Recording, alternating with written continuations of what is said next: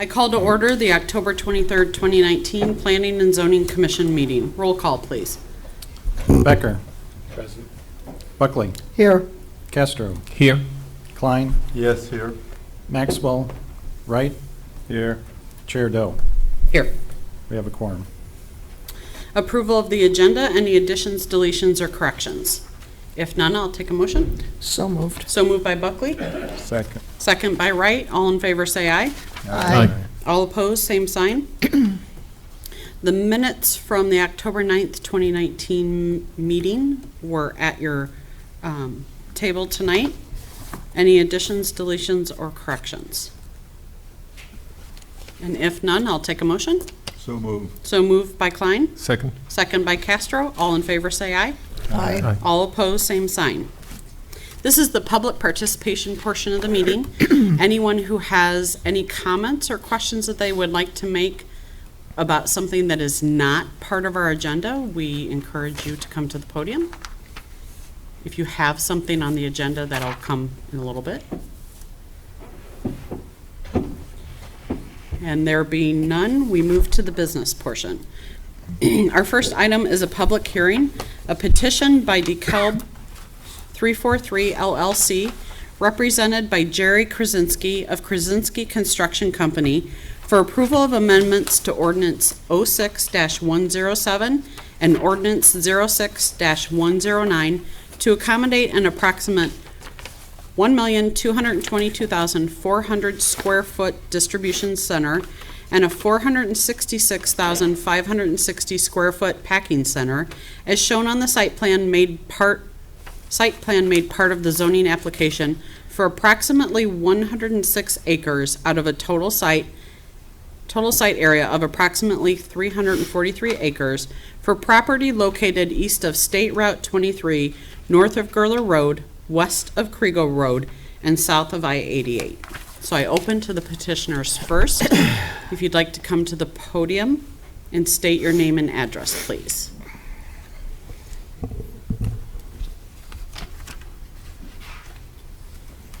Good evening, I'm Jerry Krasinski. Hold on just a Okay. second. The mic doesn't seem to be on. There we go. Okay, here we go. Good evening, I'm Jerry Krasinski. I am here this evening on behalf of the Chicago West Business Center.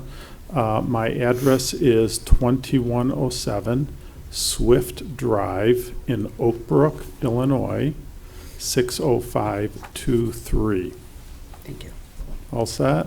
All set. Well, thank you for allowing me to come in front of the Planning and Zoning this evening. As I mentioned, I'm here on behalf of the Chicago West Business Center. And I see that monitor is off, but I'll just speak to this slide right here. Back in 2005, we assembled 3 parcels in the designated area there to assemble 343 acres. And let me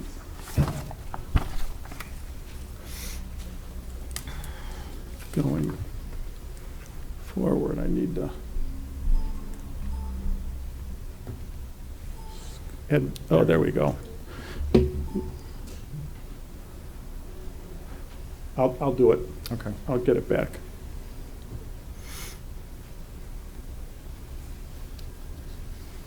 Oh, we need Okay. the adapter. I'll go through these, Jerry, till we bring in the adapter here, then you can. Okay. So just let me know what slide you like. The second slide, please. So after purchasing the 3 parcels in 2006, we in fact came to this very board. I think there's some new faces on the board, but it was in an effort to annex 343 acres and develop a business park that was primarily focused with industrial development for industrial, but we did allow for provisions along Route 23 for a mixture of some retail and commercial work. If we can advance to the next slide, Dan. Go ahead, I think it should be working. Okay, now we're on schedule here. So this here is the master concept site plan that we had generated during that original annexation process. And I share this with you this evening because you'll see that we had primarily industrial on the center to the eastern portion of the development, and along the western boundary of the site, we've indicated there some retail and commercial. Times have changed from 2006 to today, and in fact, after the 2008 recession, the residential growth obviously declined significantly. So the opportunity to build those types of facilities really were minimized significantly by the recession. I also share this slide with you because, as I mentioned, coming forward to the city of DeKalb, working with this board and the city staff, we worked very diligently at that time with staff, and we wanted to be good neighbors. And in fact, in the original annexation, we worked very hard to create development guidelines, landscape guidelines, signage, all kinds of components so that we were good neighbors and really could design and develop a well-thought-out business park, really being sensitive to the surrounding areas, and particularly the neighbors on the western border of our site. We worked with several of them at that time, going through some of the development guidelines. Market conditions have changed significantly, so we pursued many opportunities here, but we were just very unsuccessful. Moving forward, this was our original preliminary plan and plat that reflected that mixture of industrial and commercial work. Now, through this time frame, we worked very closely with the city of DeKalb, DeKalb County Economic Development Corporation. We worked with the state of Illinois, Intersect Illinois, several different economic groups to try to generate opportunity down south of the 88 on the parcel here. Through the years, we've had some potential users looking at the site. If you recall, about a year and a half ago, the Toyota Mazda RFP was in the marketplace again. I think we showed very well to that user, but unfortunately they pursued an opportunity further south for a variety of reasons. But the point I'm making, we continually worked very closely with the city here to try to pursue and bring good residents to the area. Fortunately, we have recently obtained an opportunity to work with a prospect to build a two-building complex.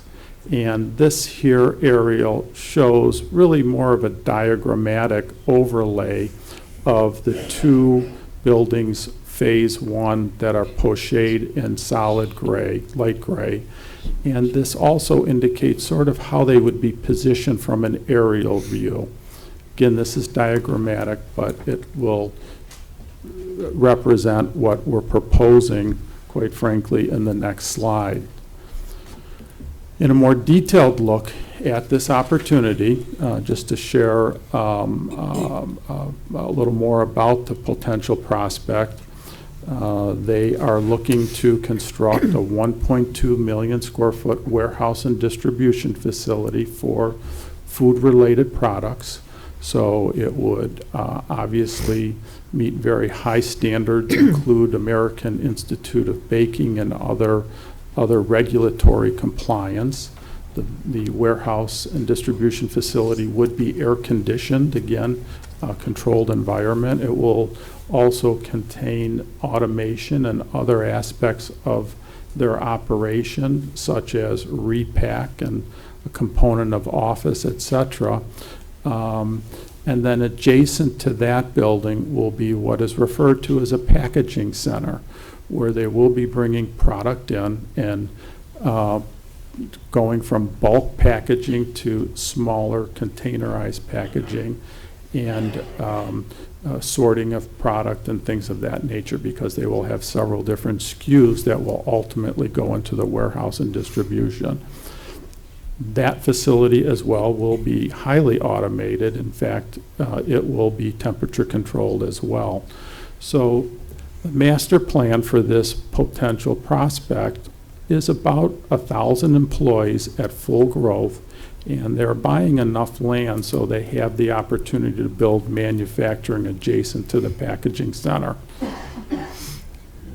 They are a solid client. They want to build a quality building, and I'll share a photograph of the proposed rendering at the end of the slide here. But we've been working very closely with them and the city staff really to position both of the buildings on the center of the site.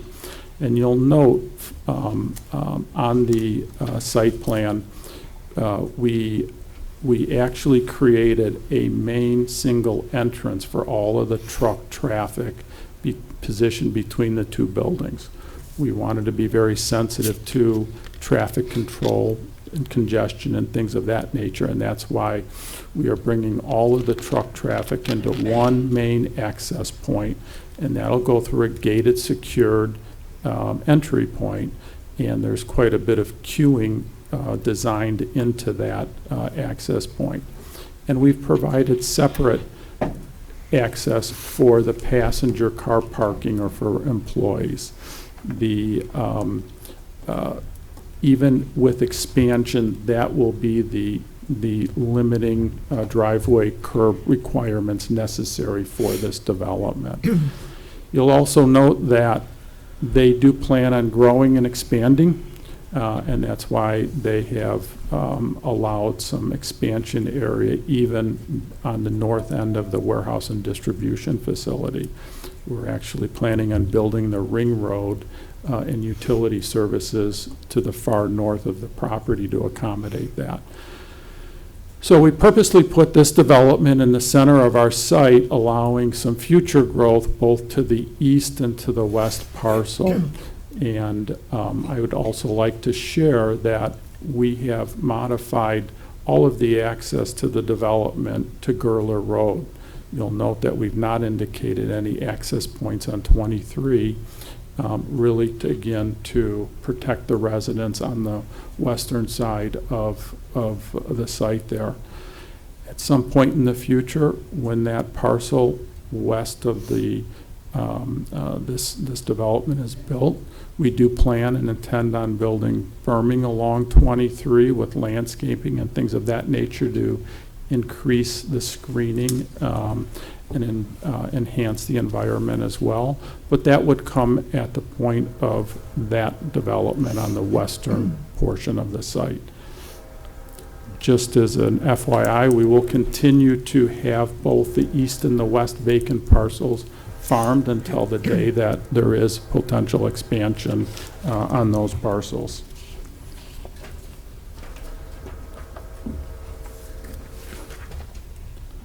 So what we're coming before you this evening is basically to ask for an amendment to our original preliminary plan and plat to subdivide to basically a 72-acre and a 34-acre parcel for this particular first phase of development. And there are some other documents within this packet that just really are some of the technical documents that we've shared with staff in the design and the development of the project here. I should also add that all of the detention for this will be up in that irregular northwest portion of the site where the detention pond and the drainage outfall will be for the development. And then I share this rendering with you. I think what I'd like to highlight again in that is that we want to build a quality facility. We want to be very sensitive to design, to aesthetics, to landscaping, those things where we very much are concerned about not only this initial development, but we want to protect both of the adjacent parcels that we'll have for future development on both sides of this project here. Some of the miscellaneous things that we're doing, just in terms of a design standpoint, you'll see the roof line of this building because it is relatively long.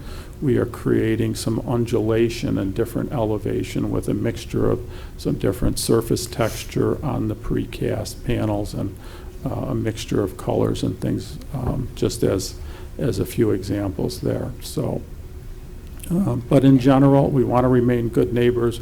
We do plan on continuing the very high standards that we set forth when we came in front of this commission in 2006. So I'd be glad to answer any questions that you may have. Thank you. So what we'll do is we'll hear the staff report. Okay. Then we open it up to the public hearing, give the public an opportunity to make comments, ask questions. If we're able to tap in and have you all, Jump whoever they're up. directed to answer, we'll do that then, or I'll keep a running list and kind of answer them all together. And then if we need to have you come back up, we'll have you come back up for our portion. Good. Thank good, you. thank- So I open to the staff. Thank you, Chair. You have a full staff report in your packets, and I'll summarize that. The applicant did very well summarizing the project, what they're proposing for the site. So I'll just kind of highlight, again, we've been working with the applicant for a little while now regarding the site in terms of layout, utility extension, stormwater extension. They've been working with the Kishwaukee Water Reclamation District too, and also working on some incentives through various sources. That's not really part of the commission's review, but just some background regarding that.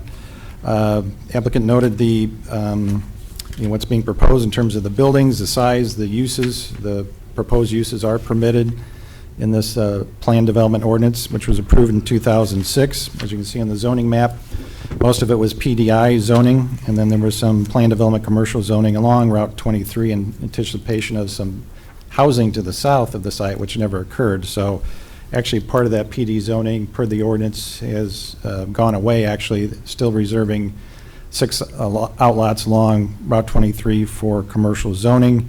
However, the applicants indicated they'll be coming back to amend that to rezone that to PDI, but that's not part of this request. As was shown, the concept plan that was proposed at the time showed the layout with a variety of uses. What they're coming forward with in the plan shows, a little bit different layout in terms of where the roads are and the size of the building, and enough change to warrant an amendment to the agreement and the ordinance that zoned the property back in 2006. Again, the proposed uses are permitted. It's not a zoning issue. Those are allowed uses there.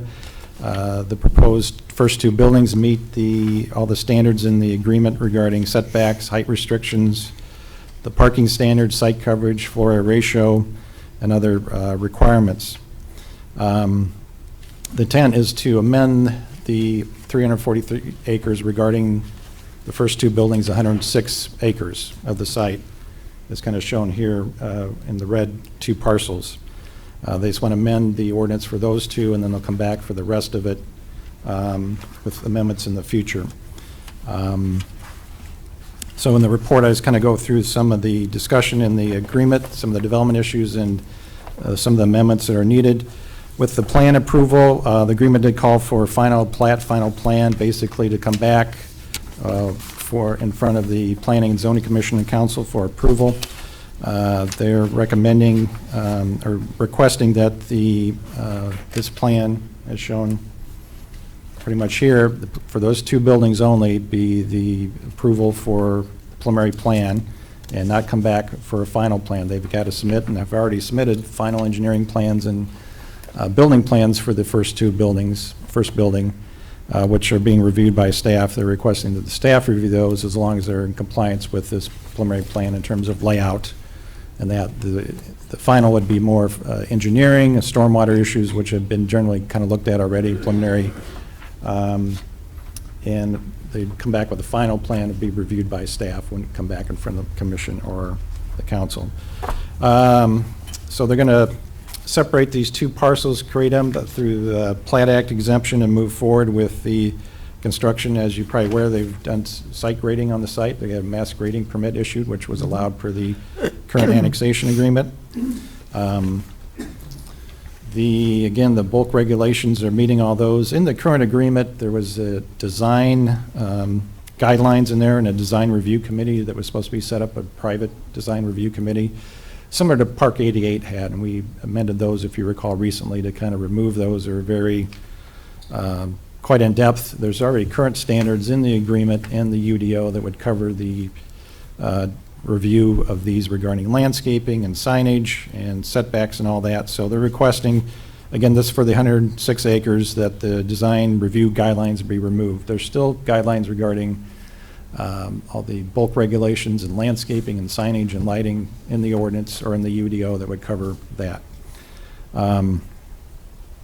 Landscape plan does, the agreement does require around the perimeter site berming to be done. As I mentioned, there'll be obviously landscaping these first two buildings per the agreement. And along Route 23, they'll be berming that. There's quite a substantial setback they're showing there. Allowed for berming when that western building is constructed. The berming will go up at that time. In terms of transportation, road improvements, access, the agreement did call for, in terms of Gerler Road, no fewer than 2, no more than 3 public street accesses along there, and then only 2 private access points. So with the 5 private access points shown on the preliminary plan presented, they'll have to amend that's one of the amendments they're going to do to allow the 5 private access points. Again, one is as applicant mentioned, is a designated truck access only. And then there's 2 for each building that it will be the private access points for the employees. And there's adequate parking based on our formulas based on the number of employees that will be there for each of these buildings. The annexation agreement, like many of the others, requires the developer to construct any public improvements to service the property that are needed, including roadways. We did receive a traffic study, a draft provided in your packets, was conducted, and for the first phase of the development, which is the first 2 buildings shown here, and I listed in the report what the recommendations were for the phase 1. That's to resurface Gerler Road from Route 23 to Peace Road, and then Peace Road from Gerler Road to I-88 eastbound ramps to accommodate the heavy vehicle traffic. Vast majority of trucks will be coming off of Peace Road, down Peace, and then west on Gerler to the site. Also modifying the intersection geometry of Gerler Road and Peace Road to accommodate heavy vehicle traffic, providing left turn lanes and de-acceleration lanes for the 5 access points off of Gerler Road, and minor stop control for outbound traffic at all site access driveways. Just a note, Route 23 is a state IDOT highway controlled, so they would have any control regarding any access or any improvements along there. The agreement does state that dictates any future improvements or right-of-way needed along Route 23 will be taken from the east side of the roadway and from the developer's property at full build-out. I do have Zach Gill, our city engineer, here, if there's any questions as we go through the review. Citizen comments, we did get a few. We did get some citizen response forms back, letters and emails. 2 letters in support from Young Real Estate Group. They own the 160 acres directly east of the site. From Wendland Farm LLC, a letter of support also for the project. They own 160 acres at the southeast corner of Gerler and Kriego Road. Did receive a letter in support of the proposal with comments from Ingrid Imboden, 2975 South 4th Street. And 3 letters or emails do not support the proposal. Kathy Cavisto, 3275 South 4th Street. John and Donna Conlon, 3155 South 4th Street. And Robert and Penny Becker, 3011 South 4th Street. And those are all in your packets. So as the staff's recommendation is to recommend approval, this is would be a major asset to the community, economic development boost, transformative to the city. It's estimated that property taxes generated from the ultimate build-out of the project would equal or comparable to the existing property taxes generated by the 5 largest warehouse distributors currently in the city. So this would be a big impact to the community. If the site is selected by the food manufacturer, would like to construct and occupy the distribution facility by the end of 2020. So an expedited approval process is requested and needed in this case. There's a sample motion prepared. that recommends approval. The Exhibit A includes the approved plans. That's the concept plan, which is pretty much this plan here. It shows the two buildings and the conceptual layout for the rest of the site. The preliminary plan for Building 1 and 2 is also in the approved plan list. The architectural renderings, this is a rendering. There's an actual more detailed elevation in your packets that shows more detail of it that pretty much matches this. That's part of it too. The amendment, standards, and conditions. Again, the agreement, the guidelines for the 106 acres does not apply for the 106 acres as proposed.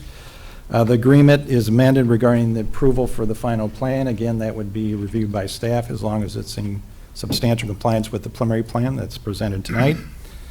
Approving the 5 private access points for the 106 acres. And the phasing outline is amended to provide infrastructure improvements. That's for the water, the sewer, the roadway improvements per the city engineer and the sanitary district based upon the latest studies as approved by them. Again, Zach Gill, our city engineer, is here. If you have any questions, I'm certainly happy to answer any questions that you may have. Okay, thank you. So now I open up to public comments, and I've got a pretty good stack here, so I'll work through as they came in, or as close to possible. So when I call your name, if you could go to the podium, state your name and address, please. John Conlon. And as John's coming up, if you didn't get a chance to do a speaker request form and you wanted to speak, there are forms in the back. We will give the public a second opportunity after we get through our first round. John Conlon, resident on 233155 South 4th, I call it. I've been a homeowner on South 4th Street for 41 years. And right across the street from the Krasinski project. I'm very concerned about the development, rather upset that the homeowners, such as me and my neighbors, were not informed about any public hearing or zoning request change until October 4th of this year. And as we've been watching these people move massive amounts of dirt, building pads for a building, digging footings since August of this year. And now we're calling it the Donkey Project. We call it Area 51 because nobody knows what the hell's going on over there.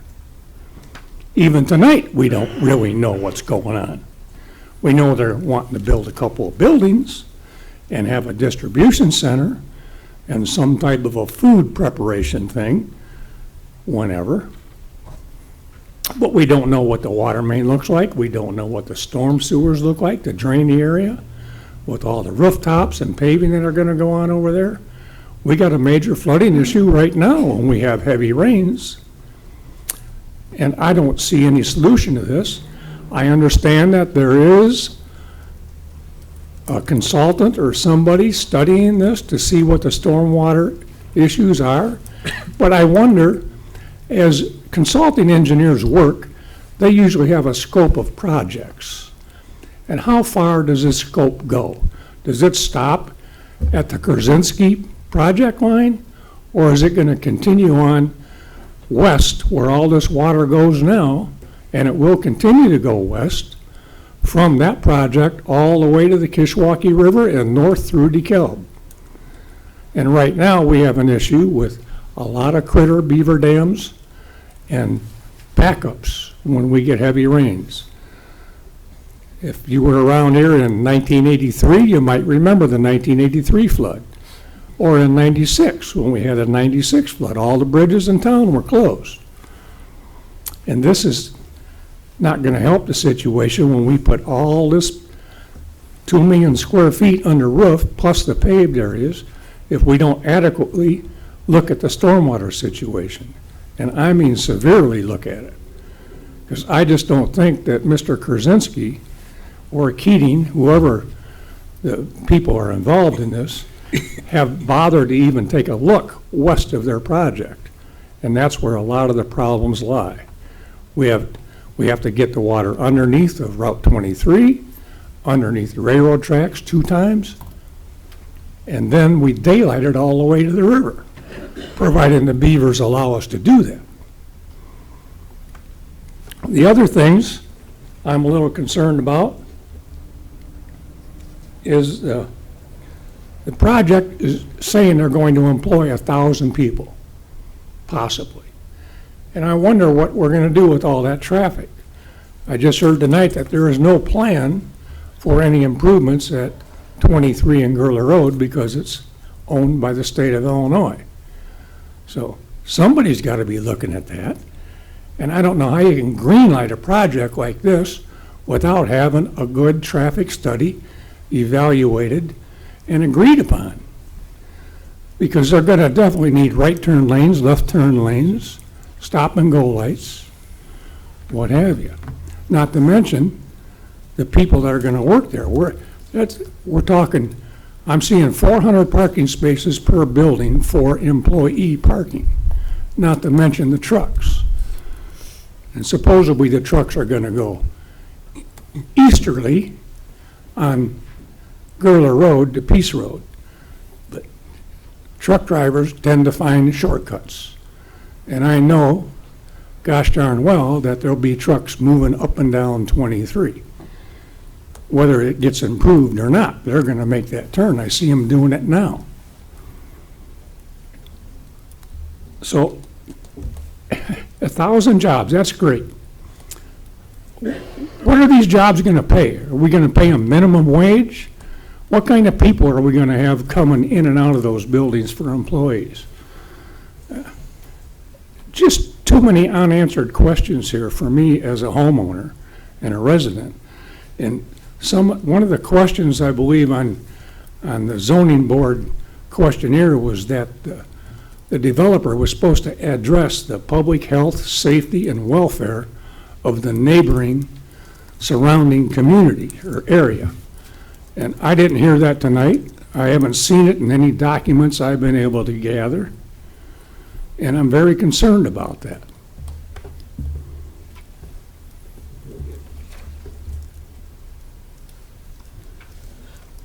One more thing.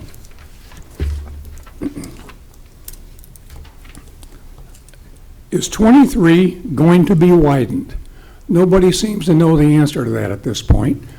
But last week, we had a company come through there, and they staked out the gas main on the front of my property and all my neighbor's property. And I understand they did it all the way to Waterman. For what reason, we don't know. The people that were putting the stakes in the ground didn't know or wouldn't say. But it's kind of curious that that's happening all of a sudden with what's going on across the street. And so that needs to be answered. And if there's going to be widening, how much frontage are we going to lose on our properties? And why? When they take everything they need to the east, if they need to widen 23 to satisfy this project. I'm not opposed to DeKalb growing and employing people. By all means, I'm in favor of that. But let's do it the right way and make sure, as Mr. Krasinski said, make sure all the neighbors and everybody involved understand what's going on. And to this point, it's been just a big, big secret.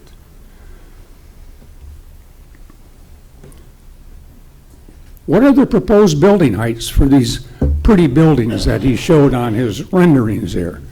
How high are they going to be? 55, 65, 70 feet tall? And at what elevations do we start at? Are the elevations going to change from the existing elevations now? Are they going to build up the pads like it looks like they did for building number 1 right now? Because that building pad is done, ready for construction. Footings are being dug today, if not might already be done. I don't know. But those kind of questions need to be answered. right now, I can see a beautiful sunrise in the morning. I think that's about ready to fade away. And much to my chagrin, that's the favorite time of my day, is in the morning.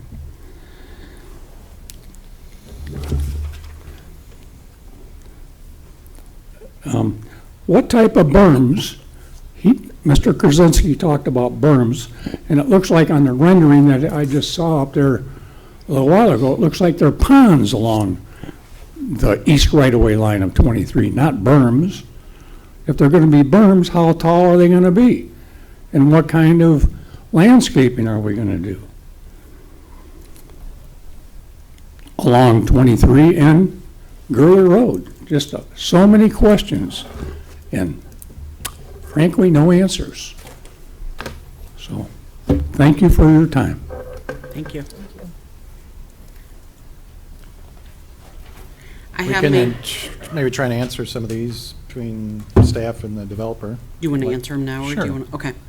In terms of the stormwater, as mentioned, there's a stormwater detention pond on the northwest side of the site that will accommodate the entire 343 acres. To submit stormwater, they've already been working on this in terms of stormwater. As with any project, stormwater calculations, plans have to be submitted to the city, reviewed by our city engineer, and meet our requirements for stormwater. And Zach Gill maybe can summarize that a little bit. With the traffic, there's been a traffic study done for the first phase. The first two buildings, I mentioned the recommended improvements for that.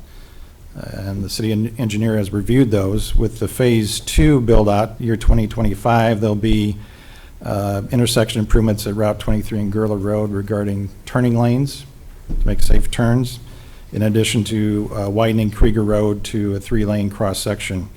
Again, Route 23 is a state highway, so there's got to be approval from them. So that's recommendations for the first two phases. In the current agreement, it indicates that if there's any additional right-of-way or roadway improvements on 23, that will come to the east of Route 23, not go to the west to the residential. So there'll be no right-of-way taking on the west side of the roadway needed. That's in the agreement. Maybe Zach wants to summarize some of that with the stormwater or the traffic. Sure. Follow. Yeah, the stormwater report was submitted, reviewed. I don't think your mic's on. There we go. There we go. Sorry, they usually hide me in the back. Yeah, there was a full stormwater report submitted and reviewed. It is adequate storage. It meets all the ordinance requirements of both the county and the city for the runoff rate from the property. I would imagine it'll actually improve the situation, given the volume that they're going to put in there, as well as that it will be channeled to that specific area instead of now it's, kind of finding its way as it will. Clearly, they have no interest in having their property flooded, so they would want to adequately detain it there and release it properly. As far as the traffic, when we do a transportation improvement like this, the IDOT standard, our standard, is that you look at a 10-year horizon for what the impacts are going to be. The traffic report submitted already by 2025, so well within that horizon, already indicates that there will be turn lanes on Route 23 at a minimum. So I can't see IDOT not taking that projection within the 10-year horizon and doing that full build-out now. That is what we would request as a city. As Dan mentioned, we can't force them to do it, but that would certainly be our expectation if it's in line with this approved transportation study. Signals, can't fully speak to that yet. They don't seem to be warranted from what's here, but then again, this is just a draft. I have comments back to them. There's other input going on. So Gurler itself will be upgraded as well. That will be, it's a city street. We'll undertake that widening, so that should help alleviate some of the geometry there. I know there was reference to some trucks maybe making some rogue maneuvers. This should help alleviate that and calm and control the traffic. So Zach, can you speak at all to perhaps what the markings might be for on 23, or do you not get No, the report on that? No, it'd be tough to speculate. Per state statute, anyone at any time is allowed to conduct a survey, especially within the right-of-way. We know we had MetroNet in this town. We have utilities all the time come through, mark stuff. Different developers come through, so I really couldn't even guess if it had to do with this or not. Okay. Given the size of the building that they're proposing, I assume there'll be a huge amount of water runoff when we have rains like we've had this year. So you're going to have retention, you said. How big is the retention area? If you look on the screen up there, it essentially occupies that entire northern portion there. Beyond what you see, looks like a developed portion. It looks like there's a pavement loop that kind of goes up there to the north. As you can see, everything beyond that essentially is used. There is projected to have some rail come in, but the rail is built to accommodate the full detention basin up there. So then is there going to be some sort of a drainage that takes care of the overflow down to the river? I mean, that isn't going to hold all the water if we get a heavy rain. Can you restate that? From where? From that runoff from that huge building that's going to be there. Yeah, the pond is sized to hold the 100-year storm. There is an overflow spillway, We've had which two or is, three of those this year back to back, so what happens Right. when it fills up? It will fill up, it will fill. The site has to meet our current code for stormwater. but I mean, it's got to It's very get down to restrictive. the river somehow, the excess, I assume, or the overflow. Yes, and they'll have to meet the code with stormwater size, which they've already submitted plans for, and in overflow, they'll have to meet whatever requirements are for that. So, as with any project, and in Park 88, same thing. So there's no waiver in stormwater on this at all. Regarding the, couple other things brought up, the findings of fact, Mr. Conlon mentioned in the zoning, they use a rezoning application, and there's findings of fact if you're rezoning a site. They're not rezoning this, it's already zoned planned development industrial since 2006, so that's why they didn't provide those findings. There's no requirement for that since it's already zoned planned development industrial. Building height, I think it's between 40 and 50 feet. Is that correct, Jerry? As shown on the elevations that are in your packet. So I think the max height in the industrial, heavy industrial is might up to 70, 100 feet is the max height, so they're well underneath that. Probably comparable in terms of height to some of the warehouses in Park 88, 3M or Target, roughly. Okay. Can you talk about the landscaping berming? Yes, the current agreement requires berming along the perimeter of the site. So we'll know the height of the berm. It doesn't indicate how high the berms are. We do have UDO requirements for landscaping in terms of amount of frontage they have. There's a certain number of street trees, certain number of shrubs based on the frontage they have, also landscaping on the interior. As I mentioned, once they get to user and construction of the building on the west side, then they'll show the details regarding the berms. These are berms, not detention ponds. They're just contours. So showing the rough locations of the berm, there's quite a substantial, almost 200-foot setback there. So it's plenty of area to get good-sized berms along there to screen the traffic and the buildings that would be proposed. So that will be addressed when those end user comes in for development, Okay, thank you. which will have to come in front of the commission. Right. Okay. Robert Becker.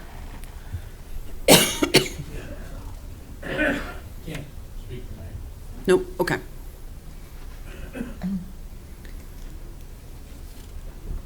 Tom Imboden? Sorry. Wasn't sure if that was an N on the end of there.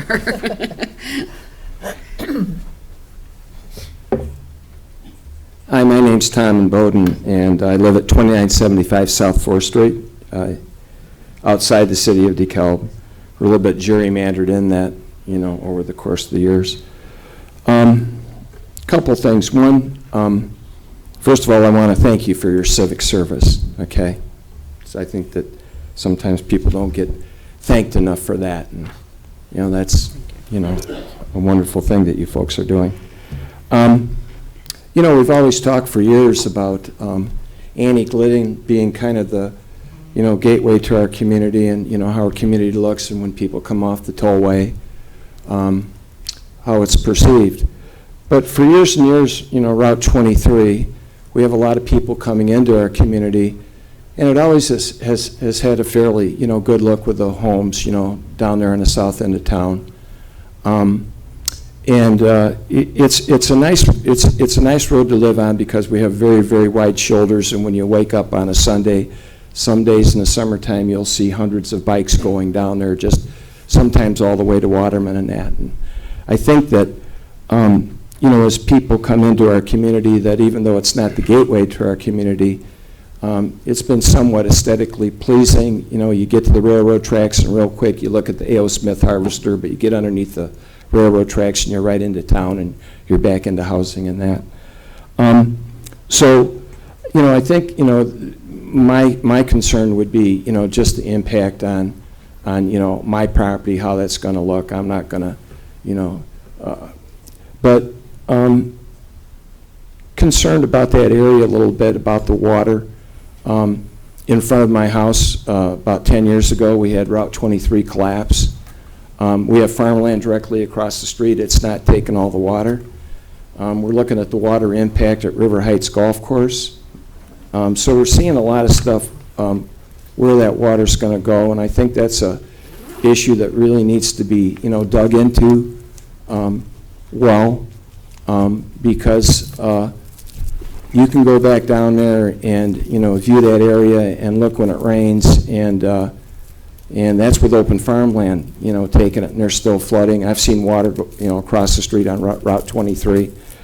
I think that, you know, anything that brings jobs in our community is absolutely a positive thing, and I think that, you know, Mr. Krasinski, you know, certainly has thought this out well, and you know, doesn't, you know, has thought about the possible impact to the you know, the city, the neighbors, the community, the county. Another concern I have is certainly the speed limit.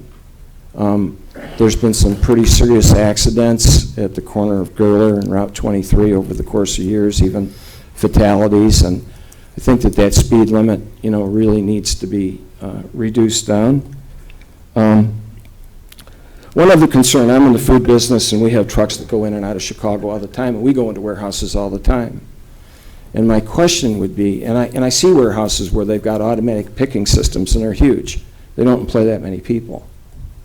Now, you know, we can talk about, you know, the quality of jobs, and we can talk about how many jobs that are going to come within our community, which, if these numbers are true, is absolutely, you know, a positive thing. But, you know, there's no transparency here, really, how many jobs. You know, how many jobs? Because I can take you into warehouses and show you automatic picking systems that are warehouses that employ very few people, and they're very, very big.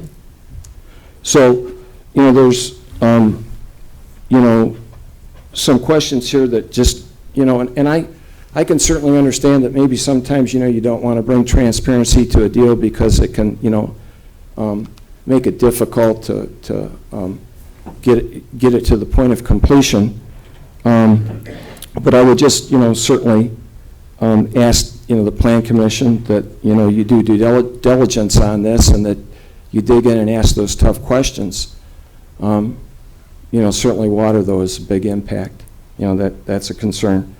The thing about berms has been addressed, and, you know, according to code, so many, you know, and that, how many trees you have to plant and whatnot, there isn't anything in there as regards to height and that. Certainly if you had commercial, you know, across the street from me, certainly with commercial, you'd want to have the best view you could have, you know, and I get that too. But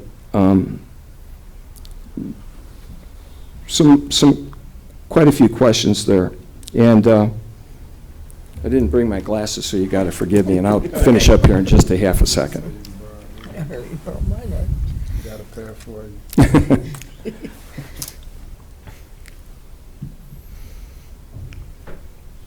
Really, I believe, you know, I've probably addressed things that they've addressed, the truck traffic, and, you know, that certainly makes sense to, you know, throw them onto Gurler and get them onto the tollway as quickly as possible. But I think one thing that John did say is that, you know, you really can't control trucks at times, and as trucks come off of Peace Road and are coming down Fairview into town, they, you know, if they miss their exit and they want to get back on, you know, they have to stop, you know, at 23, take a left, go down to Harvester Drive, take a right, come back down so that they don't go down Fairview. And work their way down on on First Street and then back over to where, you know, you can get the west access to the tollway. So there's some questions in regards to trucks, and if there's going to be a lot of trucks, you know, what that's going to do, how that's going to impact your roads. And if you want to, you know, look at how trucks impact roads, you know, take a drive back behind Corporate Drive. You know, they're going to be, you know, maintained. I think that this is, you know, a good thing for our community. I'm sure it is. But I would just, again, ask that, you know, you folks do your due diligence, and I don't need to know who it is, you know. Not going to make any difference to me, but thank you very much for your time. Thank you. Thank you. Dan or Zach, can you address at all about the speed limit, or has that been taken into consideration with the discussion? We had not reviewed in sort of a speed study for that area again in light of this. It's not unreasonable. We can look at direction from the city. I'm happy to undertake that if that's what they prefer. And that would involve the state too, since it's a state highway. Yeah, we could do it In our police yeah, department. Yeah.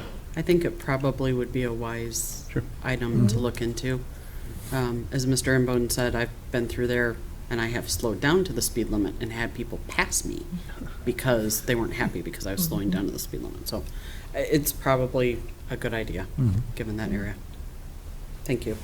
I do want to address really quickly about the job piece that now has been brought up a little bit. It's not, unfortunately, in our purview to make the decision based on how many jobs there are, what the pay is for them, the employees. But I do want to make sure that during discussion with the city council, that I encourage you to go to that city council meeting and ask that same question. But I also encourage the city manager or planner to also maybe take that back for, you know, let the city council know that that has been brought up.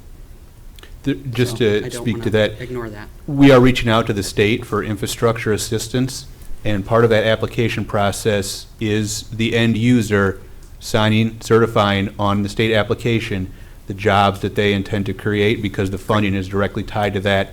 There would be a severe penalty, and they're aware not to play games with that number. Wonderful. So, Thank you. I will give Mr. Krasinski an opportunity to address your questions, though, about this as we get through our speakers. Ingrid Imboden.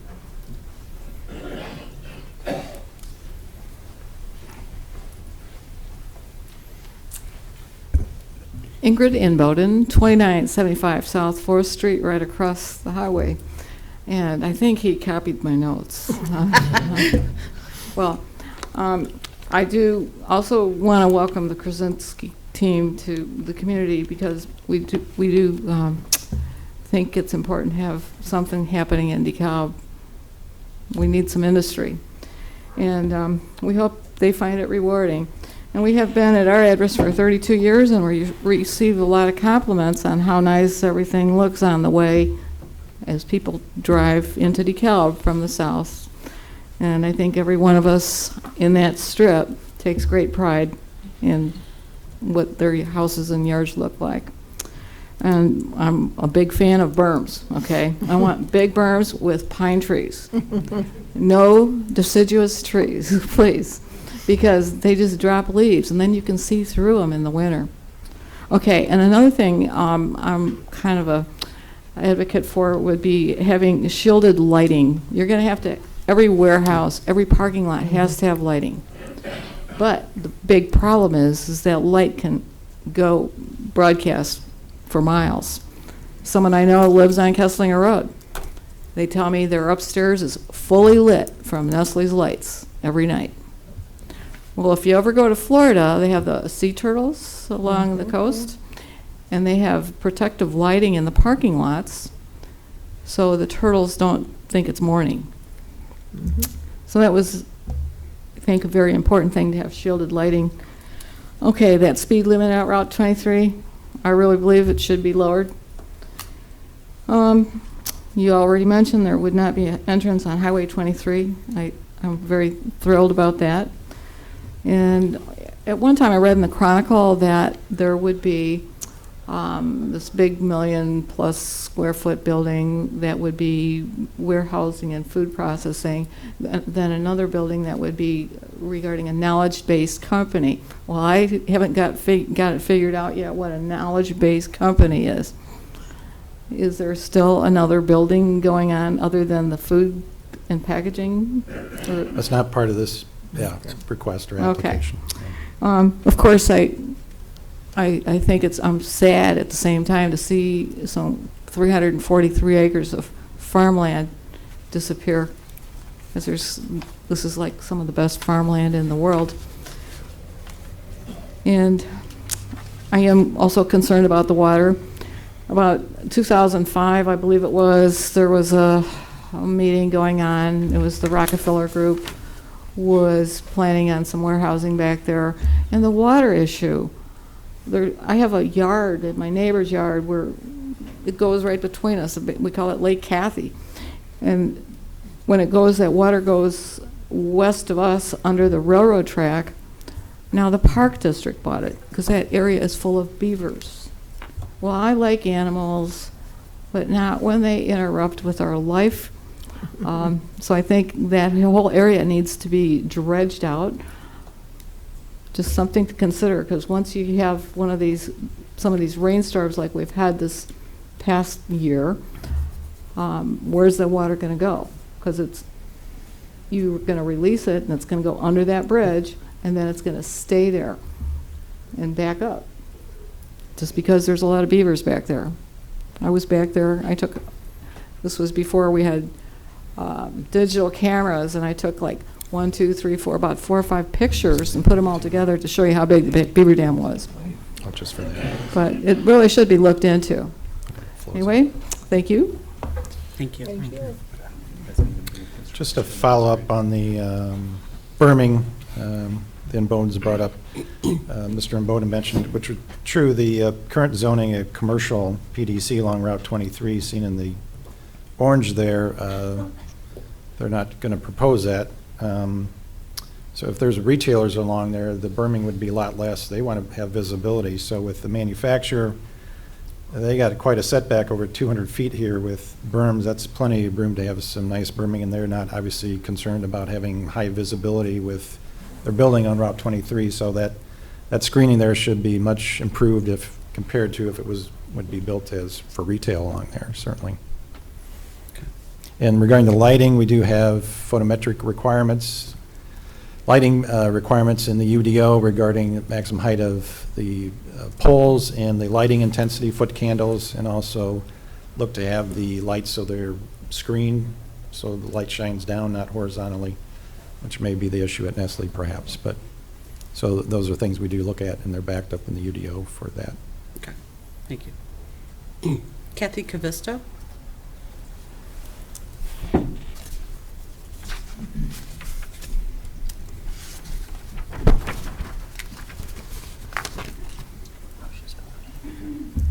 Kathy Cavisto, 3275 Cypress Street. And I'm only opposed to this whole thing because my driveway happens to be... Kathy, I'm sorry to interrupt you. Oh, I'm sorry. Thanks. Okay. My driveway happens to be the closest to Gurler Road. So even right now, I'm experiencing troubles getting out of my driveway. If a semi is trying to turn east on Gurler from Route 23, the backup traffic has my driveway totally blocked.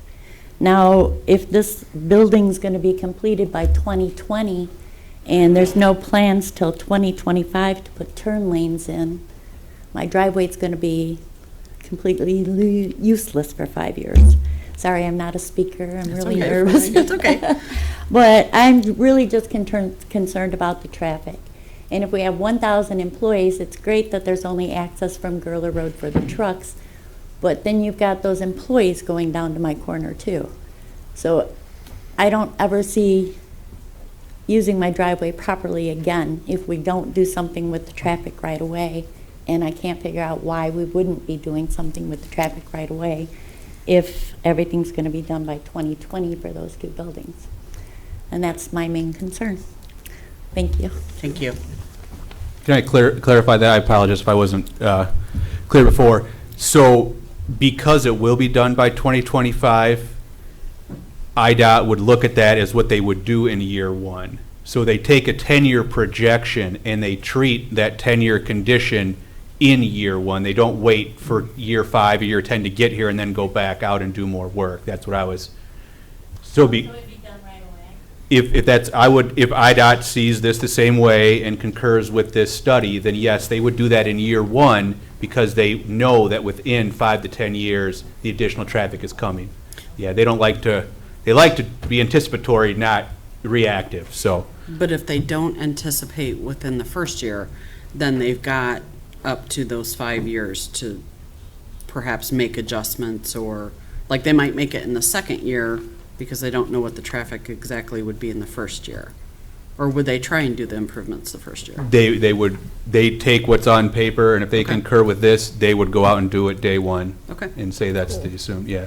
Good. Now, they may not concur with the study that recommends it, but if they do, then that's the action they would take. Okay, great. Yeah, and that's the way we would treat it.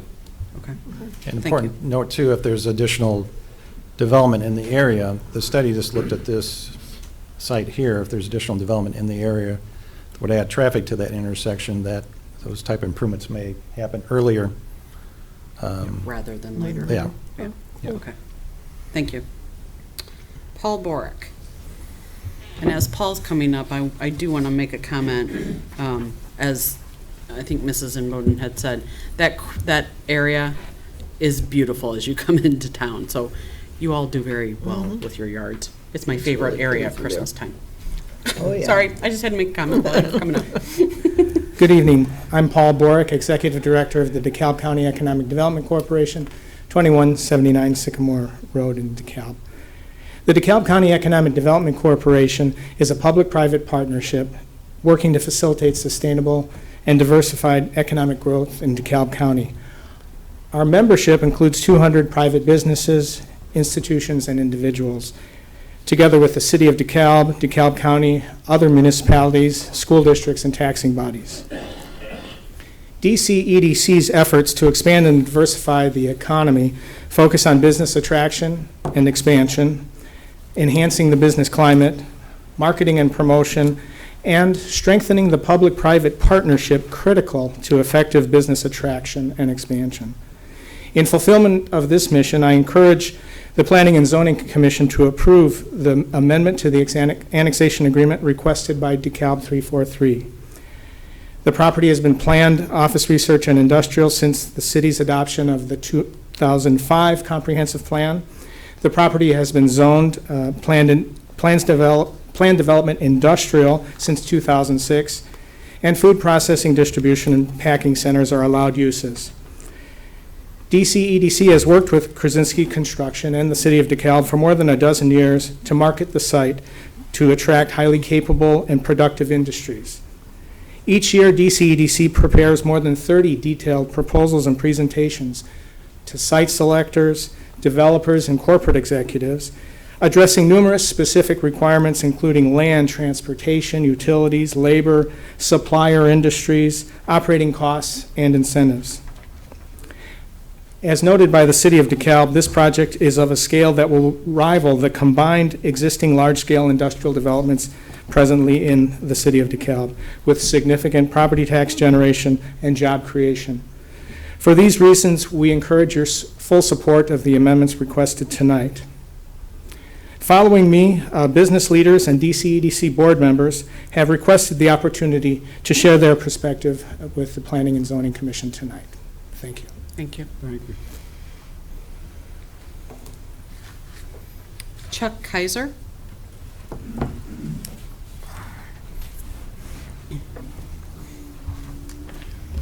Good evening. I'm Chuck Kaiser. I'm with the First Midwest Bank in Sycamore, and I also am the past president of the DCEDC.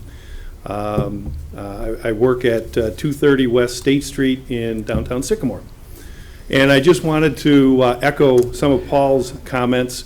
Having been on the DCEDC board for the last 8 or 10 years, seeing the opportunities that have come to the DCEDC and the effort that has been put in with people to attract new businesses and expansion and things like that. This just seems to be a very good opportunity.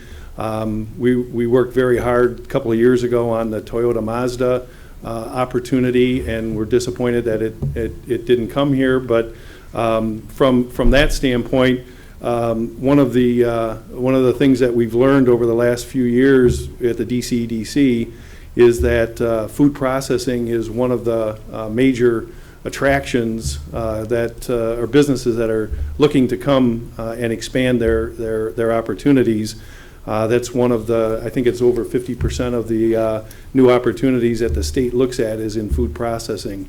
And so that's an industry that's moving very quickly and looking for opportunities. And for Jerry and his team to capture that opportunity sure seems like a very strong positive for not only the city of DeKalb, but the county. And I assume that all of the due diligence that is talked about with everybody here tonight is up to the capable staff and all of the associate people that they have to deal with. And so, again, I echo Paul's comments in offering your support for this new opportunity for both the county and the city. Thank you. Thank you. Jerry Wallstrom.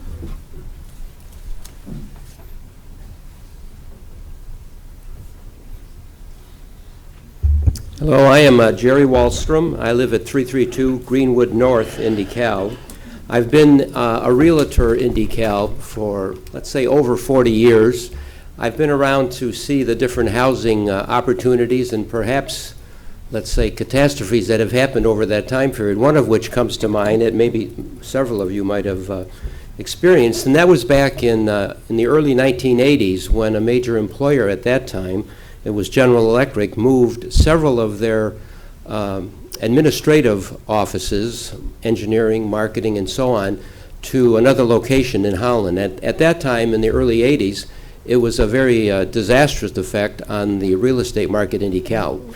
I think at this particular time, a development such as this, if it does occur, and I hope it does occur, I'm obviously a proponent for it, this will probably be a reaction in the housing market, similar but in an opposite direction.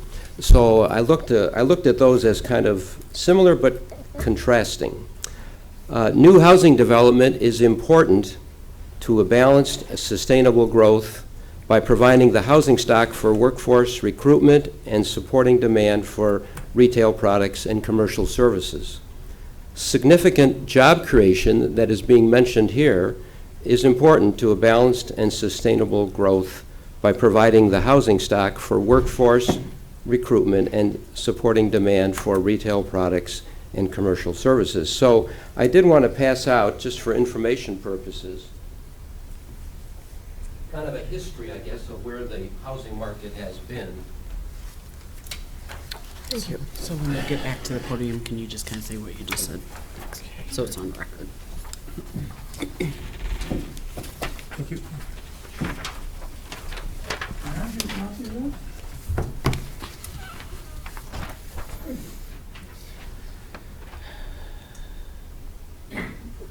When it mentions, I guess this might be considered indicative, of course, of although there probably are many factors involved with looking at a housing market. But this is just a kind of a history of the median sale prices that have occurred. And it was mentioned back that in 2007, 2008, that was kind of when our downturn started, and that's pretty obvious from this particular graphs.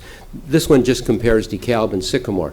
And the reason that I'm bringing this out is that you can see that the red line, DeKalb has taken quite a hit in this recession when it comes to market values of properties.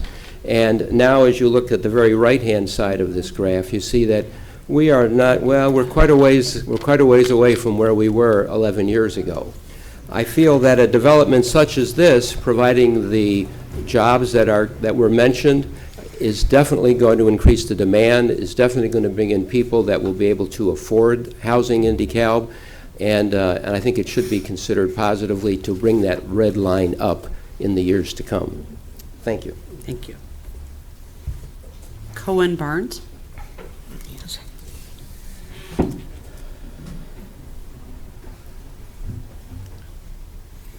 Good evening, everyone. I wanted to reiterate what Mr. Imboden said, and just thank you for your time.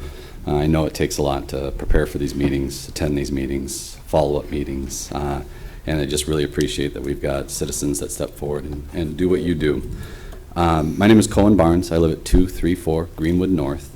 I've been a resident in DeKalb for 40 years. I'm a business owner, property owner, both residential and commercial. I own a business that is downtown DeKalb, renovated the old Moxie building. Those that have been here a long time know it as the Malone's building. And my business, Sundog, occupies space there. We're an outsourced IT company and been around for 30 years, started in DeKalb, Illinois. When I look at this project, I'm excited, ecstatic. This can be completely transformational for our community. Since the recession, we've had a lot of tough times. And since the recession, so many people, city council members, city staff, residents, the DCDC, which I'm also president of the DeKalb County Economic Development Corporation right now, members of Northern Illinois University, so many have worked hard to figure out how we can move the needle in this community. And when a project like this comes before us, this is something that will absolutely move the needle. From a property tax standpoint, I mean, we've talked for decades now about how can we further diversify the property taxes burden that we have, or how can we further diversify property taxes within our community and also alleviate some of the burden upon individual residences. This is one of those. How can we additionally fund the school through property taxes? This is a perfect example of how we can bring a lot of value to our local school district. When you think of the jobs, 1,000 jobs, my gosh, the impact that would make on DeKalb and on DeKalb County is just staggering when you look at it. So I'm just here to express my support as a resident, as a business owner, and as president of the DCDC. I'm moving this project forward because the impact it will have upon the many in our community is absolutely wonderful. So I would encourage you to move this forward. Thank you. Thank you. Paul Galligan.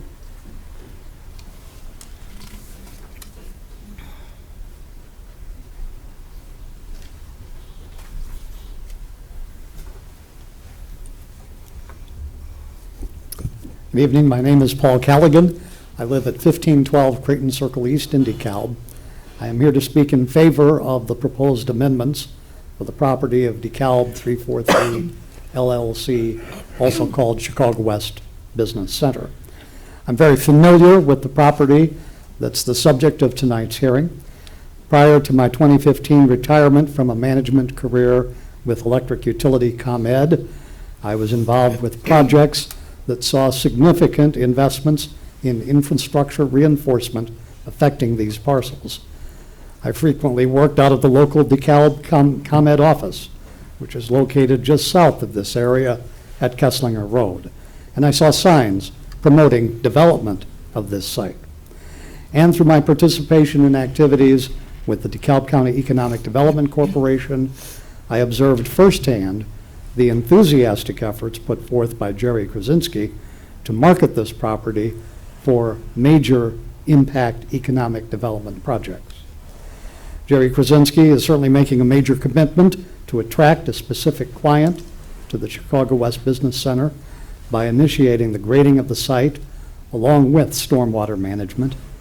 He's also invested in engineering, soils, geotechnical, and environmental due diligence to ensure a large-scale industrial development can be accommodated on the site. The types of development proposed for this site can transform the DeKalb economy with advanced manufacturing, state-of-the-art logistics centers, and innovative research and development operations.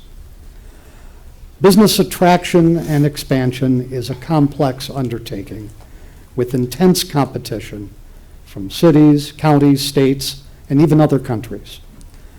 A marketing concept for undeveloped parcels of property almost always needs to be tailored to the needs of a specific client, which is prompting the amendments before you today. However, from my viewpoint, nothing has changed from the exciting development potential originally envisioned by Jerry Krasinski for this property, and I urge you for approval of the amendments before you. Thank you. Thank you. I apologize if I pronounced your name wrong. Frank Roberts.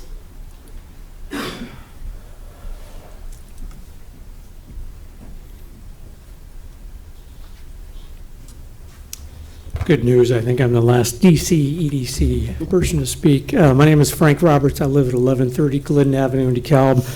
I'm here on behalf of DCDC, but also just somebody who's been around here for a very, very long time.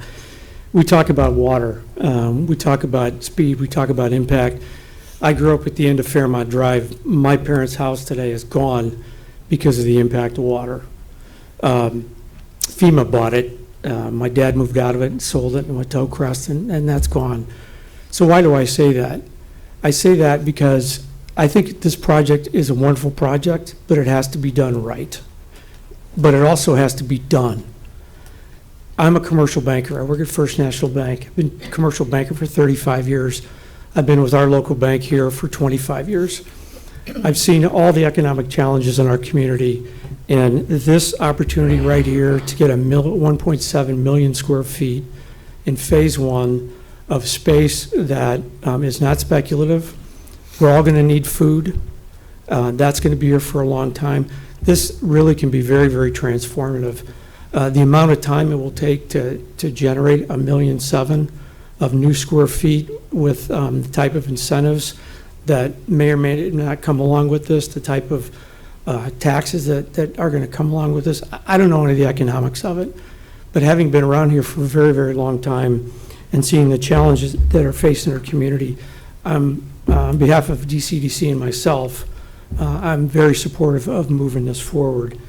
I also think that if we do this well, we have a great opportunity to show within the market of development, commercial development, commercial brokers for longer term and other opportunities. But my point is I'm very supportive of this. I hope you move forward with it. My point is that, there's some great questions tonight. Make sure those get answered. Make sure they get answered expeditiously, because in my experience, this is a private sector transaction, and it's got to move really, really quick, or that opportunity may not be here. So I just really encourage support of it. I encourage the right questions to be asked and as much transparency that can come forward. And if we can get that done, get it really done quickly, I think this is just a tremendous opportunity for the city of DeKalb and all of its residents. So thank you. Thank you. I saw one person get up and grab a form. Did you want to, if you could bring the form up, if you were going to speak on this, we'd be happy to have you speak. Thank you. You can go ahead and go to the podium. So just make sure you state your name and address. Thank you. Hi, I'm Shirley Belayka. I live at 355 Gerler Road I'm west of the development. And from what we also have the water problem. And so that's on our mind. And also, we're being told that's not going to affect us, but we have flags all over our yards and they're measuring trees. So can you speak to that? I mean, if they do something at the intersection, put a light on, if IDOT does that, are they going to take land from us to widen the road to put that in? Or why do we have flags all over our yards? I really couldn't speculate on why. I'd tell you if I could. Like I said, people do surveys for all sorts of different land transactions, for all sorts of different planning. I know it's been stated in the development agreement that any widening of the state route would take from the east from that property. So I can't tell you why someone's surveying right now. They don't have to come report to us, tell us why or what they're doing. By state statute, they're allowed to survey public grounds. So you're saying all the flags in our yards and they're measuring trees, but it has nothing to do with this project? I don't know that. I don't know who's doing it. They don't have to come report to us. We can try and find out. We'll check it out. But All right, thank you. Thank you. Is there anyone else on this go-round? Okay, I will give people a second opportunity. Oh, She didn't get a chance to get a yep. No problem. Okay, no problem.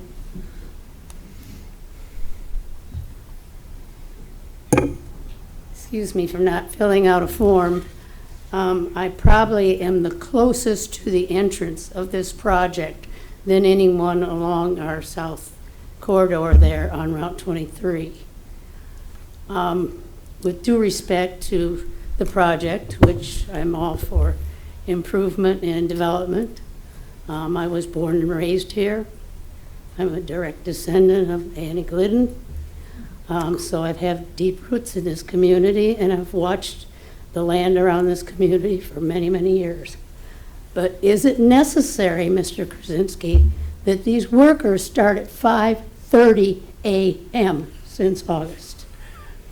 That driveway to where they're parking the employees' cars, starting the engines, backup brakes, backup alarms, headlights at 5:30 a.m. And I have dogs, and they're very attuned to these kind of things.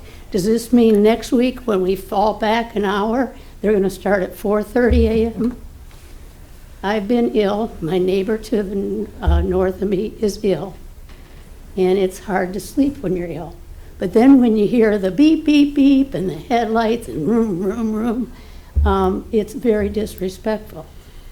And like I said, I'm all for the project, but I have never, ever heard of anybody disrespecting the neighborhood, a long-established neighborhood, to start the noise so early in the morning. Can you address that? Thank you. And one other thing, because of the history of this, the topography of this low land, it is a state water right-of-way. And I was told 32 years ago when I built my property, my home on this 1.9 acres, that I could not fill that land because it was a 200-year-old right-of-way for water to flow from that 347 acres under Route 23 in a horseshoe to the dams and the trestles under the spur line, the northwestern spur line. So this is a problem that I've faced all these years, and I don't need it compounded by putting cement footings and building structures to even accelerate the water flow to the west. I see you have ponds to the north. And is there new tiling? I mean, for water that's flowed to the west for 200 years, how are you going to all of a sudden direction it to the north? So these are probably too personal for anybody to really worry about, and they're only my concerns, but they also affect my neighbors. We've lived very harmoniously all these years. We love each other. We watch out for each other.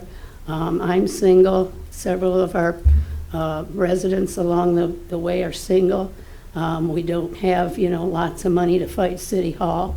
And it's not that I'm against the project. I just want a comfortable living, and I don't want to be woken up anymore at 5:30 in the morning and starting at 4:30 next weekend. Thank you. Ma'am, can I have you state your name and address, please? Kathleen Davenport. Thank you. 2955 South 4th Street. Thanks. We have to have it for the record. I appreciate that. The tiling and water flow question that she had, can you address that at all? Yes, so the ponds up there are sized, so all the water is directed from what you see there, which would be the rooftops, will go underground into storm sewer, as well as the parking lot will have inlets and collect all that water, and it will be taken up and all stored in that area up north. And the land will also, obviously, as you know, that they're grading, will be graded to collect the water up there too that sheet drains. Then there are outlets that go to the creek, obviously on the upstream side of the 23 culvert, but those are sized. They have an orifice in them, so only so much water is ever allowed to escape those. and that meets both the city and the county's ordinance for what we call a release rate. And that's calculated for every acre, there's a certain amount, it's called CFS, there's a certain amount of cubic feet of water. So if you picture a little cube of water, you can only release so many of those per second, times how many acres you have. So if you had 1 acre, you'd have, your 1 ratio of CFS you could release. So the pond is sized to hold that water. Thank you. Okay. So I'm going to turn to the commissioners now. We'll give everybody a second opportunity to speak if needed, if you have additional questions that haven't already been asked. So I will start with Mr. Wright. Okay. It's hard for me to conceive a 1.5 million square feet. Can you give me a comparison, like 3M, Target, the distribution? Is it what realm? Please, yeah, if you can come up, thanks.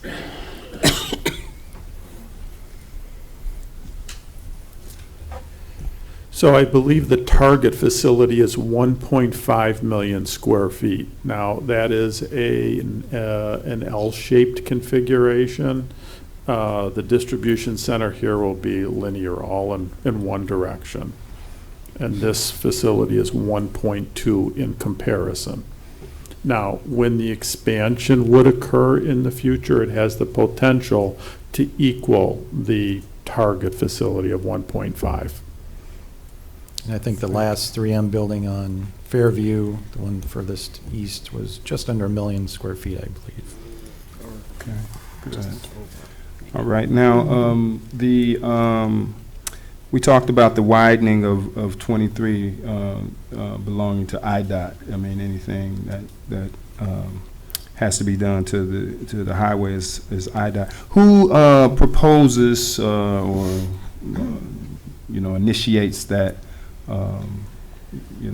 contact with IDOT, or does the city do that? Yeah, so that would be twofold. Obviously, this traffic study, and there'll be forthcoming roadway improvement plans, are submitted to the city. But being how it's their jurisdiction, we would then submit this to them to undertake at our request and review. Now, coupled with that, the process here is that we're applying, I think I've referenced, for this additional state assistance. So it actually goes in as a part of that application where we would say not only do we need these state economic development dollars to do our own street, which is Gerler Road, we need the state to spend their money on themselves as well to support this development. So it goes in as part of this grant opportunity, but it also, even if that grant didn't exist, the city approving this and then transmitting it to District 3 of IDOT in Ottawa, and informing them, you are going to have this impact on your roadway, and then if you concur with this study, you'll want to take appropriate action, and then they would review it and do such or not. But because we have the grant, we have a little bit of extra access to them in that measure because we're partnering with them economically as well. Okay. May I add to that as it relates to the traffic? IDOT is very regulated. You don't do anything without their review and approval, and that typically, as Zach mentioned, is with third-party engineering services.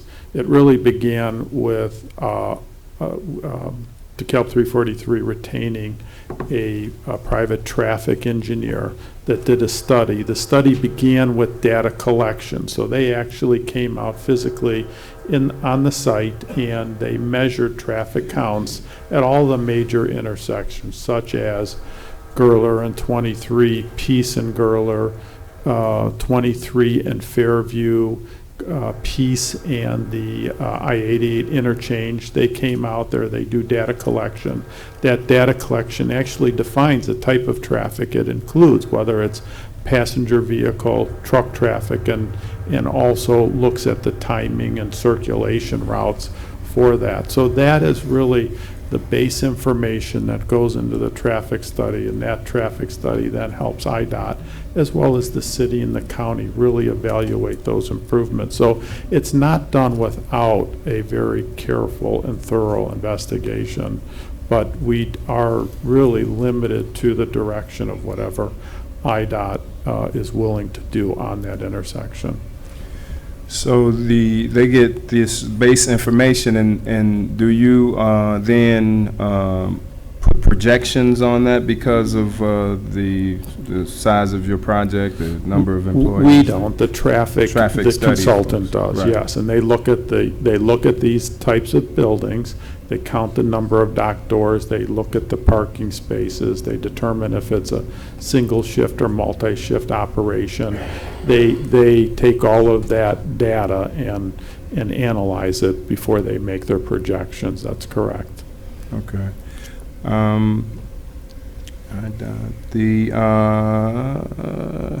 There are 5 access points on Gurler. Currently, we're showing 5 access points for the first 2 buildings. That is correct. And Gurler is going to be widened. At some point, that would be widened. With this project here, what we'll actually do is create from Gurler acceleration and deacceleration turning lanes on our property, so that those vehicles can basically go off to an adjacent lane to make the left and the right turns. That is correct. Okay. With 23 again, when IDOT comes up with their plan, is there anything in that plan that may take property away from residents, or does all the expansion happen on our side? On your side, right? Okay. So we would have to dedicate whatever. If a future widening would occur based on IDOT's requirements, the taking would be on our side. And then there would be a realignment. That is correct. Okay, good. Now you've done the stormwater report is also done by your consultant firm that you hire? Correct. And submitted to the city? Correct. Now, is there any access to those reports for public? Because it seems that when we talked about transparency, it seems that some of the questions that have been listed in some of the letters could have been answered through some of these reports, maybe? So, yeah, anything submitted is public information. I included the traffic study, the existing annexation agreement, the stormwater report certainly can be provided. That's public information. Yeah, too. So sorry. No, go ahead. The stormwater report was a requirement to issue the mass grading permit that allowed them to even start. So therefore, that's now a support document of a city permit. So it's completely FOIA-able. Yeah. Okay. So it's available to view, or is it somewhere where they can view? It's available upon request, or they just request to review it, and they'll provide it a copy, or electronic, whatever they request. So it's not just out there like this is a report from, like. No, it's not just like laying on a table like in the engineering office. Like it's accessible by the City of DeKalb website, not. Yeah, they can go in there and request a copy of it. Or it's not published, though. It has not published independently on the website. It. It would just, yeah. Okay. All right. Now, it seems to me that there's a lot of opportunity for improvement for DeKalb.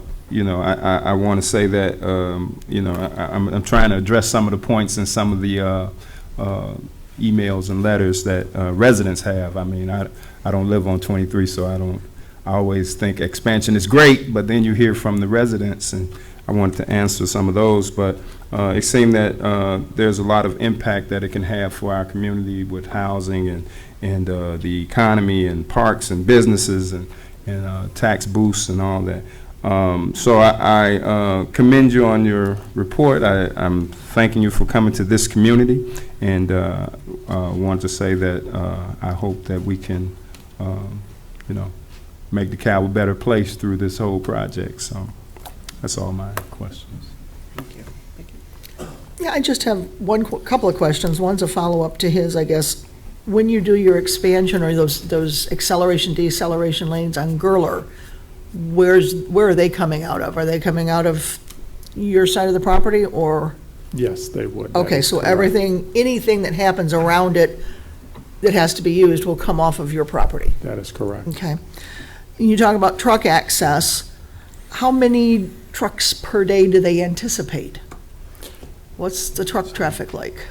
You know, it's mixture. I would have to defer to the. Zach can get that number Okay. for you. Yeah. It's in Okay. the study in terms of amount of trucks and what direction they're coming from. Okay, just wondering. And I just want to echo Jerry's and everybody else's, that I think if it's done right, with everything, planned and transparent, it's going to be a great project for DeKalb, and hopefully a good partnership with the neighbors and the city. So, thank you. Mr. Becker? I have just basically one quick question. As I'm looking at your current plan, your two buildings, and anticipating 1,000 employees being used in those two buildings, with the potential for expansion into the additional property line, have you done any research on the impact that will have on traffic on Gurler? That is part of the traffic study. That is part of the is study. correct. And the reason that we actually furnish that many stalls, obviously, is there is an overlap at shift change, so they just want that flexibility and for growth, et cetera. Thank you. I could address the traffic question if you would like right now, that Commissioner Buckley had. Per the report, for Phase A, it projected 870 were considered heavy vehicles, so that'd be over the entire day. And the breakdown was that 10% of those would be using 23 from the north, I believe another 20%, 23 from the south, and the remainder would all be utilizing 88, so coming down Peace Road. Okay. Thank you. Mr. Quinn? Yeah, out of curiosity, a couple of people raised a question about all the earth moving that's already taken place out there. Mhm. Why is that? We haven't approved this yet. Well, let me further explain. This is a major project and will take a significant amount of time to construct. And so what we did is we completed what are called mass grading documents and submitted them to staff, to the city, for approval to build the building pad for the first facility, so that as this moves forward, as we obtain approvals, as we obtain building permits at a later date in the future, we have the building pad constructed and we can continue on through the winter time without doing this mass work. And really, we're up against the last few weeks of the season that would allow us to do that. We would not be able to start until the springtime. Challenge is, we know what our springs have been like in the past few years with the rain, so it really would defer things to midsummer potentially. So our goal was to simply do the mass grading. We have not started any footings, any foundations at all. There are some trenches that have been excavated adjacent to our building pads. That is simply to reroute the water and control the water on the site and deliver it to the north end of the site and manage the drainage basically while we're doing work, et cetera, versus it just scattering. So those are simply drainage ditches for no better. So in the unlikely event this was turned down, you would simply be out quite a bit of money. Yes, sir. I see. And just to follow up on the question, the current annexation agreement did allow provision to mass grading to occur as long as they got a permit through the city without any zoning approval or hearing. That's very common in our development agreements to do mass grading as long as you meet certain requirements and get the permit for the city, which they did. And I compliment the city for allowing us to do that. We appreciate that. That is what's really afforded us the opportunity to keep going and hope and attract this business user here. I already expressed my concern about drainage and the runoff from a building that large in the event of a flood. I grew up on a farm, and I watched that happen on farm buildings and cement livestock yards, and the runoff can be huge. And I don't know if that's, I'm not convinced that that's been adequately taken care of, but time will tell, I guess. Mr. Conlon raised a number of good questions at the very outset, some of which have been answered, some of which maybe haven't been. I would hope that all of those are addressed by the council and by staff before this moves ahead, because I think he did have some legitimate concerns. I will vote for it, but I think that there are some issues that need to be resolved. Victor.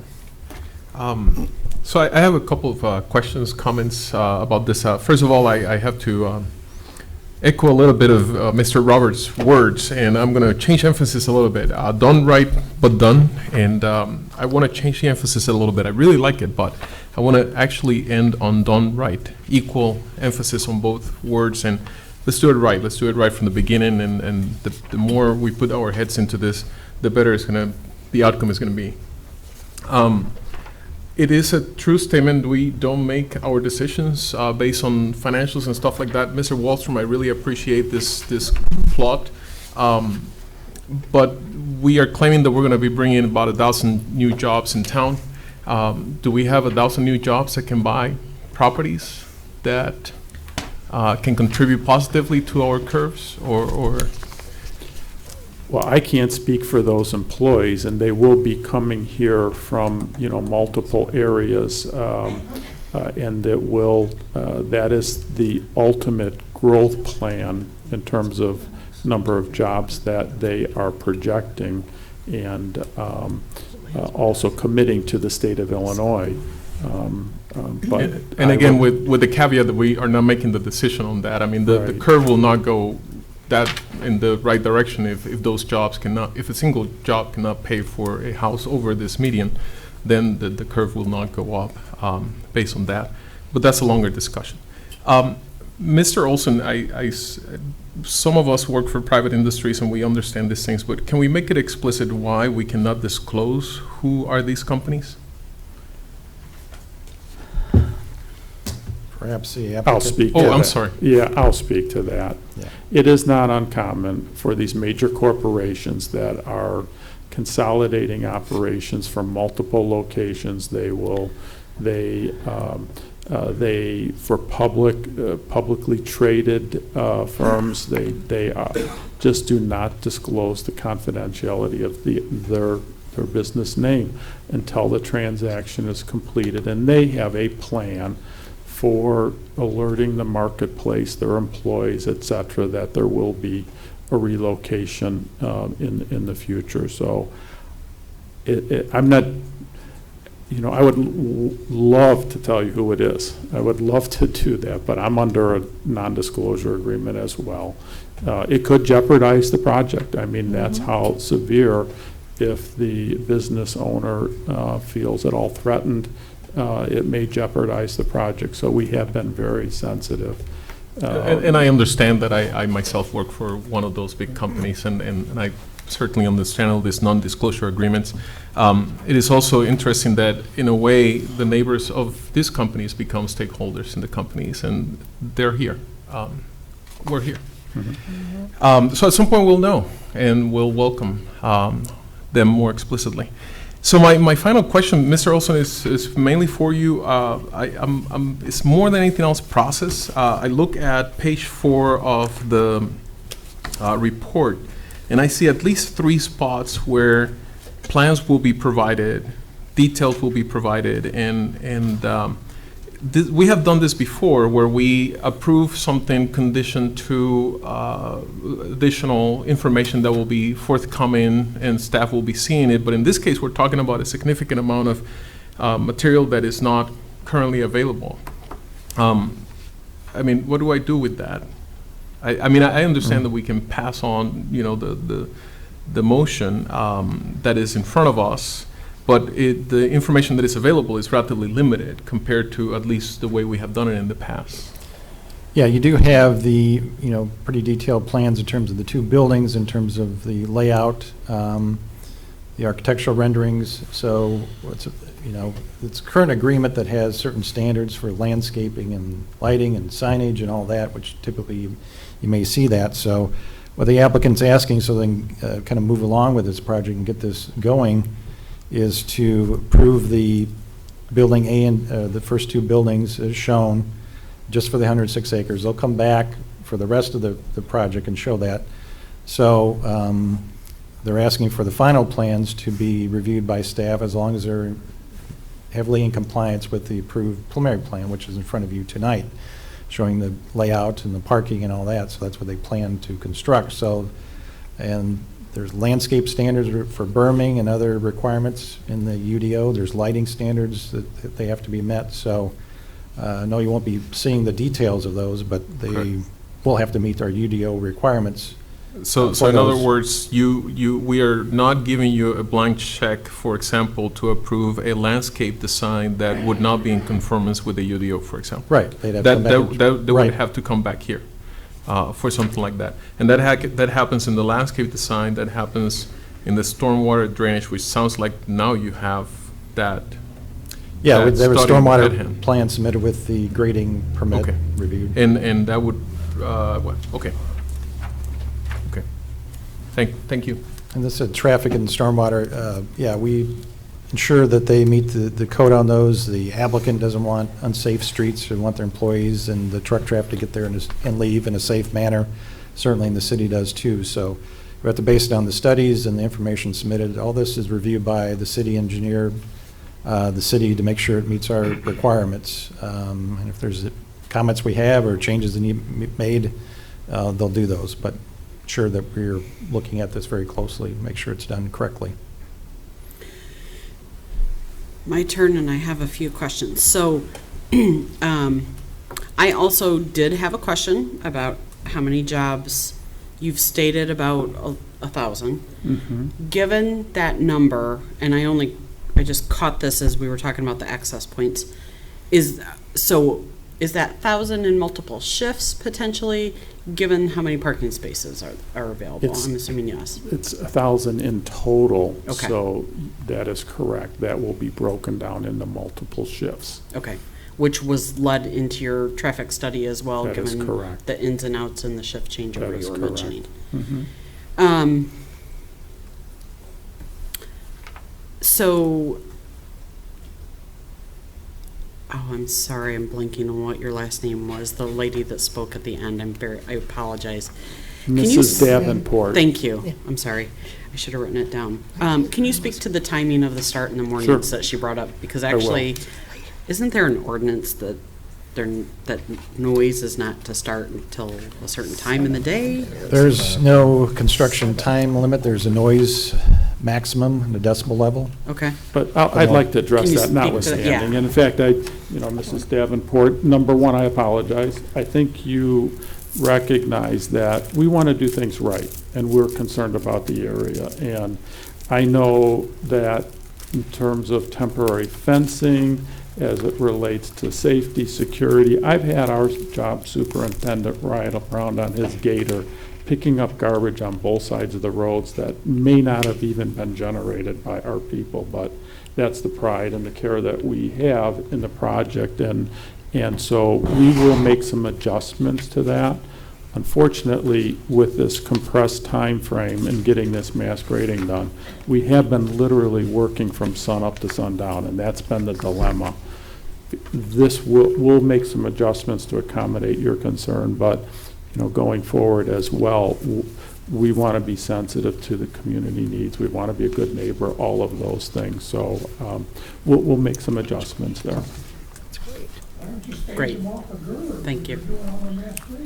We, again, we had to build a construction access, two of them, in fact, off of Gurler, and you notice the stone roads. And so first we had to get into the site to build those access points. And with that, we started off of 23. We will make some adjustments and, minimize that noise and disruption. And again, we'll get them off of that portion of the site, at least minimize it just to, passenger vehicles and things like that. Thank you. So I have a question about the access points. So in the draft that we were given, it starts with 3 access points, and you've stated that there will be 5. How did you determine, because I see that there was a potential, or there is a potential, of more than those 5 access points? So can you speak to Sure. that a little bit? Is there Be the glad to. possibility that more will happen? In our original master plan, the concept plan that was approved for the annexation, we actually had a layout where we had planned on building public roads through the development, and then we had both private and public access points in this plan here. Tried to keep things off of 23, so now we've shifted everything to Gurler Road. It makes no sense to build a public road, then the city is obligated at a later date to maintain it, take care of it, things of that nature. I'm sure that's the last thing that you want right now. And secondly, with something like operation like this, it's best to just get them in and out versus, from one road to an internal road to another driveway, things of that nature. So we felt it made most sense to keep the access points for the most efficient, ingress and egress into the site versus several twists and turns. So is there a possibility that more access points might go in at some point? Most definitely. For the Okay. development to the east, or the roughly 70 acres to the east, we'll need to similarly bring in more than likely 2 for that development, and probably 2 on the west side as well at some point. Okay, thank you. Excuse me, this is more for the city, but you might do some input. So when we were discussing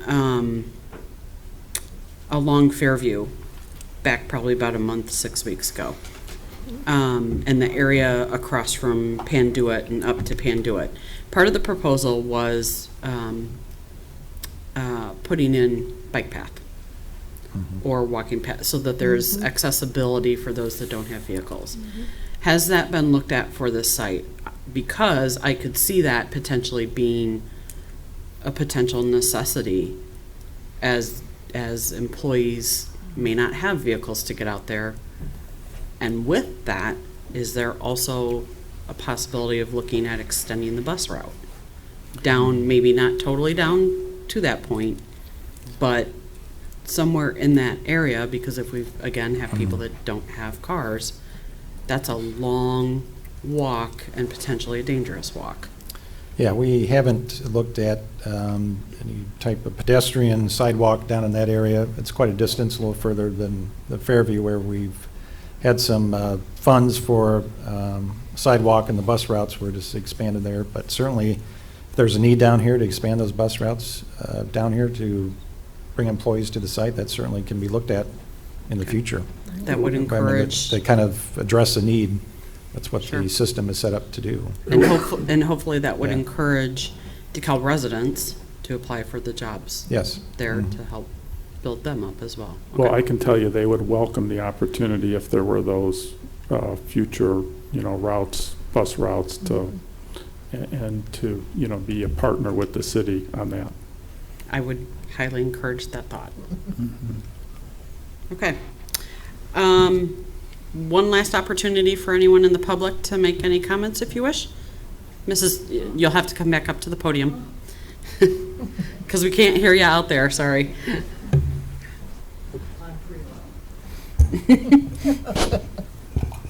Engineers can make mistakes, just like anyone else. So, my question regarding this water, what if we get flooded? Who's going to take care of us? City? Not Can I you. address that? Sure.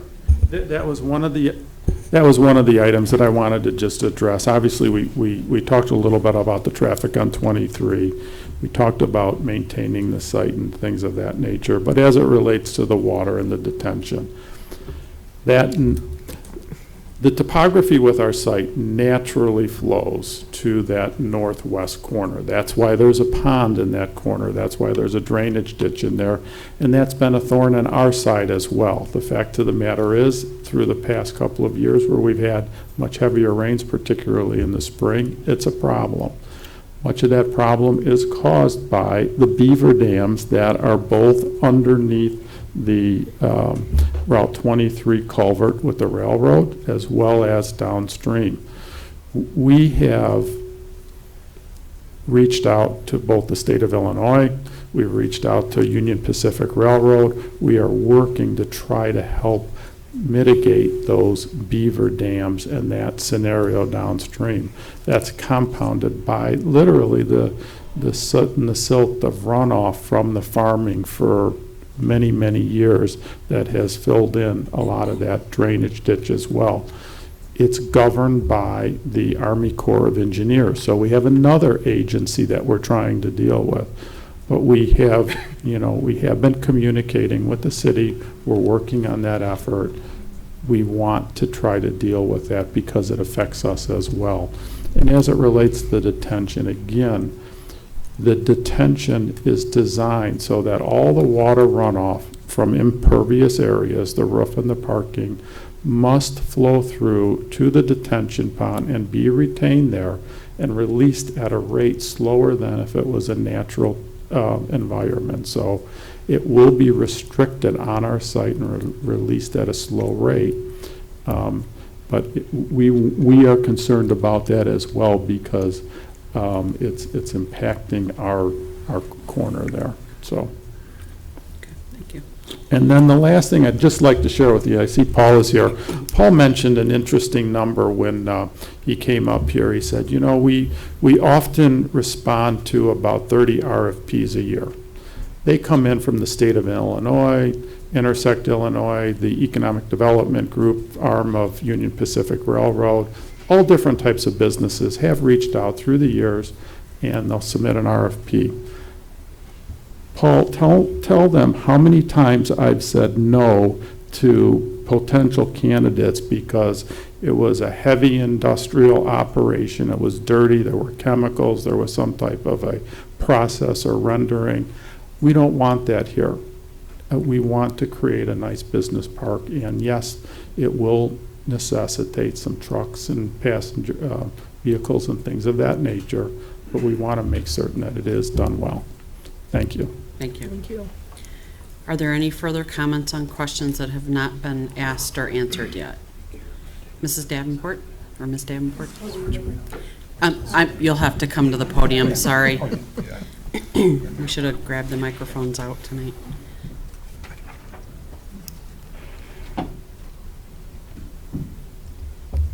We are a half mile outside the city limits. So this project is also what I assume is county affiliated and not city. The city said they have jurisdiction over so many feet, so many yards outside the city limits. For police protection, if I have an incident or a reason to call, I have to call the county. If there's any patrolling in this new development, which I imagine there will be security patrol, is this maintained by the county or the city? This is in the city, this project. Will be. It's currently in the city since 2006. So everything on the west side of Route 23 is still county, and on the east side is city? Right. Yeah. There's no change in city boundaries with this proposal. So they are protected by city police? Correct. But I can't get the city police to come across the street? If you live in the unincorporated, you go to the county, yes. Interesting. Thank you. Thank you. Okay, one last call before I close the public hearing. Yep, come on up.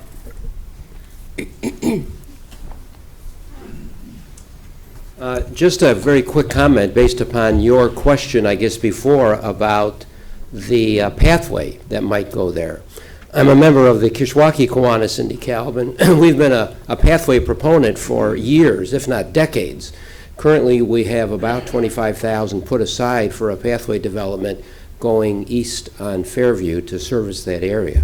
We're just waiting for that to develop and to contribute to that. So in conjunction with your comment, I thought, wow, what a great opportunity to continue that from the corner of Fairview and 23, go straight south, perhaps under the bridge, for a future use, and we can eliminate maybe one accident that occurred on Fairview a couple of years ago. So thank you very much for mentioning that, and it should be taken into consideration. We'd Thank be you. entirely behind it. Thank We you. really appreciate the work that you guys have done to consider extending some of those bike paths, so thank you very much. Yep.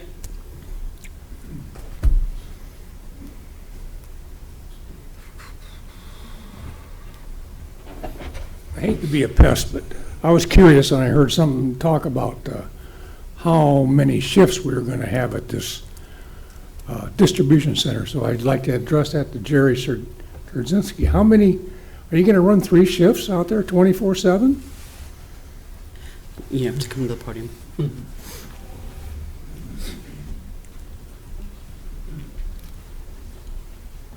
Well, first off, it's not my operation. It'll actually be the occupant that operates in the building, the business. I do believe that they will have a component of their operation that are 7 by 24. I don't know if day one that will be their initial program. Again, there is a significant ramp up with an operation this large, so, but they have indicated, and I do believe plan for multiple shift operation. Thank you. The other thing I'd like to address before we close this meeting is the improvements to Gerler and 23 intersection. I keep hearing it's an IDOT responsibility, it's got to be requested at IDOT. Well, has anybody requested anything to be looked at yet to get some approval on this? I mean, I see developments happen all over the place, and the signals, turn lanes, and all that stuff is done well before the buildings are up and occupied. Why do we have to wait until we see how many more vehicles are going to come through there before it's done? That kind of work should be started by now. So that's my only thing, and I don't know if that's Krasinski's issue or if it's the city's issue, but somebody needs to get their ducks in a row and get on the ball. The application is completed and the traffic study has been reviewed, so we are in the process of communicating with IDOT.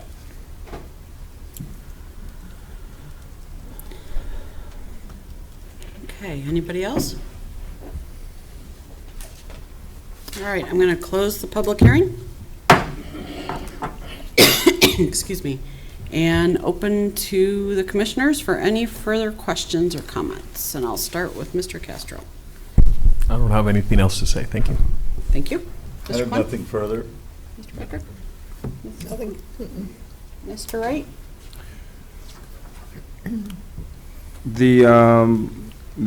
We talked about shielding the lighting, and I know that Ms. Davenport, I believe, no, Ms. Imboden, talked about the lighting from Nestle, and that we were saying that the UDO probably covers. Yes, there's lighting standards in there for light Standards. intensity, light heights, and also the intensity is limited, for industrial, commercial, and residential, there's different levels. Industrial is a little bit higher, but there's a average foot candle level that's required, so to make sure that light is not spilling out over the edge of the property to a certain level. So, and we usually look for the kind of shoebox lighting so the light shines downward, not horizontal.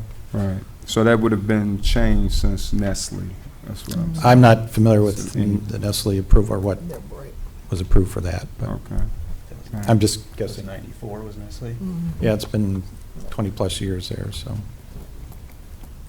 Right, that's it. I have one last question about the berming.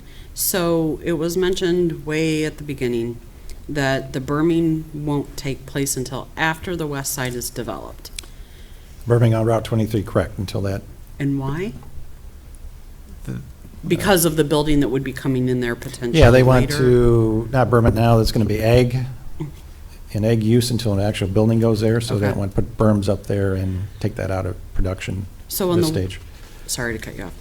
So the west side of the building that is being proposed to be built, is there potential, not necessarily berming, but with the landscaping plan, to put some buffer in there to buff the building a little bit? I know it's off quite a ways from 23, but Yeah, you get the, up in the morning and you're going to see this building. there's I'm just requirements in the UDO for interior lots to have landscaping in terms of street trees based on the amount of frontage or amount of distance of a combination of shrubs and shade trees and evergreen trees too. So there's a mix there. There's no berming requirement on the interior. Right.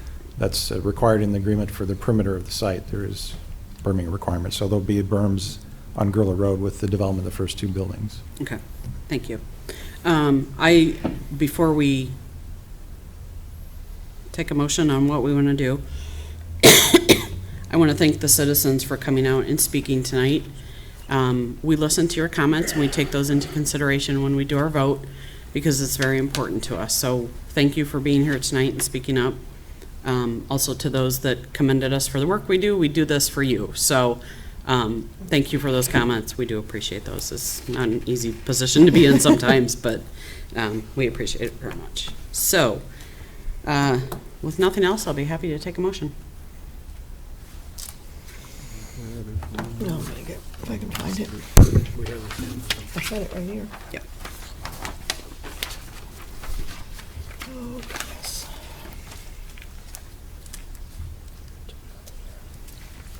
I'll make the motion, if I can make it large enough. Based upon the submitted petition and testimony presented, I move that the Planning and Zoning Commission recommend to the City Council approval of an amendment to the annexation agreement and an amendment represented by Ordinance 2006-107 and 2006-109 to allow for an approximate 1,222,400 square foot distribution center and a 466,560 square foot packing center on approximately 106 acres located between Route 23, Gurla Road, Kriego Road, and I-88, and subject to the plans, standards, and conditions listed in Exhibit A. I'll second. A motion by Buckley, seconded by Klein. Any discussion? There being none, I actually do have one discussion item.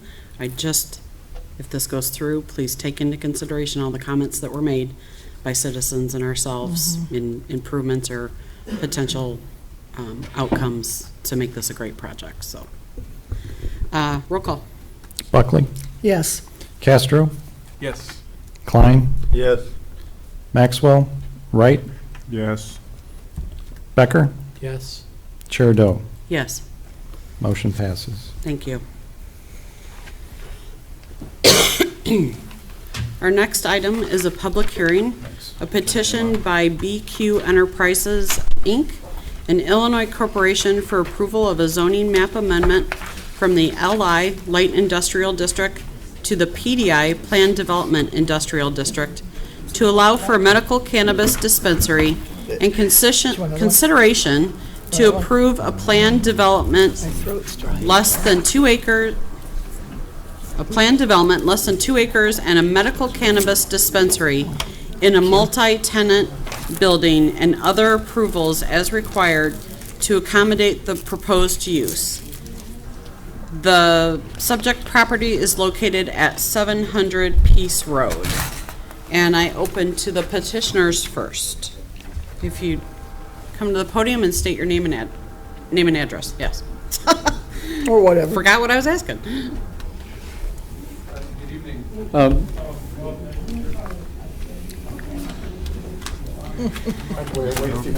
Yeah. Okay, sorry. Did you guys want to take a break before we, it's been 2 hours and 10 minutes, so if that. Remind us. This is nothing. Yeah, I'm glad they're having fun. We've done longer. We've done much longer, Yeah. much longer. Katarina Barbie lied to me. She said they didn't have a good morning hour. Because I think almost all of hers were like, we were done in 20 minutes. Yeah. Yeah. Instead of Christie brings That's up funny. parking again, we'll slap her. Don't bring up parking. I promise I again. won't. Thank you. Not this one, not today. Maybe, You are maybe another time. obsessed with, I'm gonna get you a parking lot to put on your desk. David and I have that. Yeah, you guys are know obsessed that. with parking.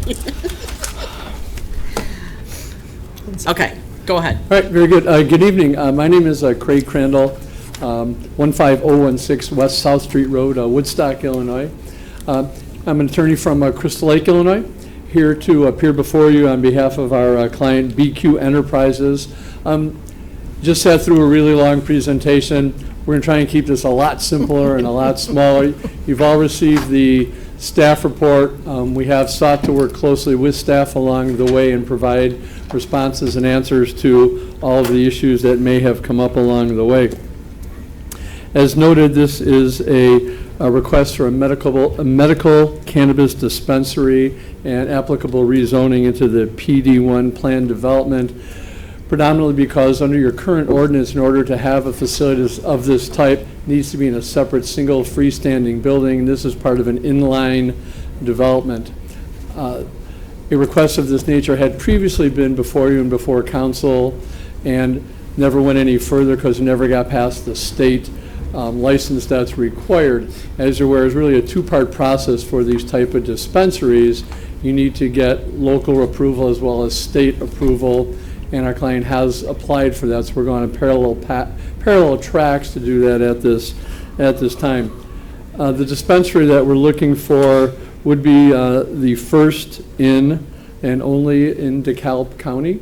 There's a limit on the number of dispensaries that will be allowed. We'll be serving those who have an Illinois medical marijuana card. In other presentations from time to time, there's questions as to where the nearest dispensaries are. At the present time, it's approximately 25 miles to the nearest dispensary, so they are located somewhat far apart. And I think as Mr. Olson has come, if you see the chart here, this is a concentric circle from the center being where we're proposing this, and the red line, blue line is showing the distance to the existing dispensaries that exist at this time. Generally, and there is need. The folks who have these medical cards are traveling quite a distance in order to seek that. Our client is excited to the opportunity that's available here. It is a growing market. The state of Illinois is projecting $215 million in revenue from medical marijuana, and from a site of this nature, $3 to $5 million in sales is pretty much the average. So it's a significant amount of sales tax for the municipalities that take it in. My client today is BQ Enterprises, Inc. I also have with me this evening their operational partners, Justice Grown, Mitch Zavoduk, and Twyla Ash here, in order to answer specific questions about the operation. Certainly these type of operations are important when it comes to security and design and all of that. As indicated in the staff report, it is suggested and always has been the policy of our client to work closely with the local police as to what they suggest needs to be required and to put in place for security. As indicated in your staff report and in the materials that were submitted, significant number of cameras, I believe approximately 30 cameras within the site itself, interior, exterior. Our client has had contact with the local police, and probably next week we'll be sitting down with them to go over some of their thoughts. Security is not only important at the local level, but also as part of the state report when they look at it very closely. So, and really probably even more closely than you guys do. They have specific metrics that have to be met in order to approve a site of this nature. Again, as noted in the staff report, this site meets all the requirements, and really the only thing it doesn't meet is that it's inline, that it's not a separate building. I believe in recent motions that you've seen and looking at adjustments to your ordinance, you're going to remove that requirement. And so this is really just a little bit ahead of that curve, but right now it's required that you have to have a separate building, not in line.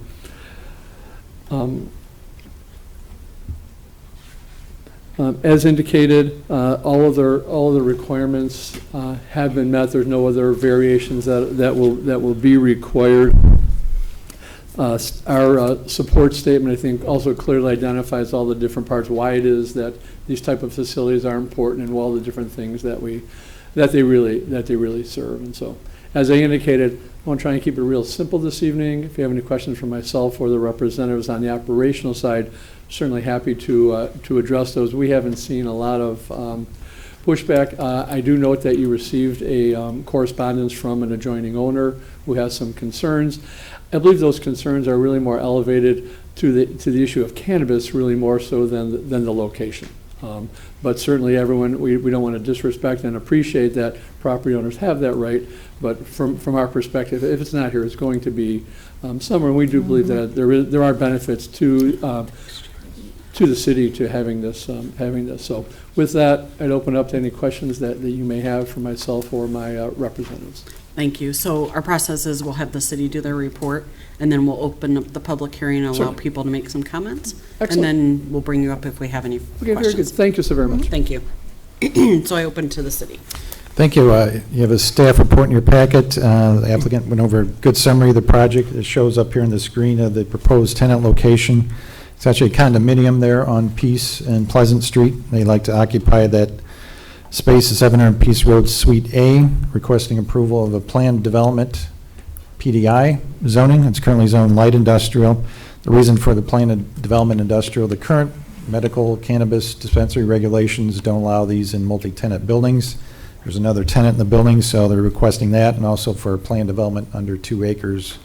They're supposed to be over 2 acres or per our code. So as you recall, a few of you were on the commission 2 years ago. We did have a medical cannabis dispensary approved in the building just to the south of there, towards the middle of the building. Went through the commission, went through the council. They did not get a state license. They weren't issuing them at the time, the state. So their ordinance, the approval on that had a clause in there. If they didn't get a state approval, the zoning was voided out. So that occurred there. So the same applicant under a different name is coming forward, a little bit larger space. They're meeting all the requirements, requesting the same 2 waivers, of course. As I noted before, in 2017, and we discussed with the text amendments, the current setback is 1,000 feet to medical cannabis to residential areas and schools. The map, which I didn't provide in your packet, I have in front of you tonight, shows in the purple there where they would be allowed, which obviously restricts it to our industrial areas. So this actually, which includes this location, which is really a good location in terms of visibility and access. They have garage doors in the back of of the building, which is needed for deliveries for the product. So it's really ideal location. There's plenty of parking on the site. Again, there's 3 buildings. They share in the parking here. There's 175 spaces. This particular tenant would generate roughly 10 based on our UDO requirement, and there's about 15 spaces directly in front of that tenant space shown in green there. As mentioned, as you just recently had in a recent meeting, text amendments for the UDO regarding adding recreational cannabis. That will have those as special use in light industrial, and then also modified the setbacks and a few other things. So that's going in front of the council next Monday. If that's approved, they would be in compliance with that. They're not, this approval won't create any nonconformance with the amendments that the commission recommended recently. So, because we're taking those, not having the restriction that it be not allowed in multi-tenant buildings, so that's going to be allowed. So that won't be needed, but they'll still proceed with the hearing had it rezoning to PDI, so we'll have to go forward with that particular zoning.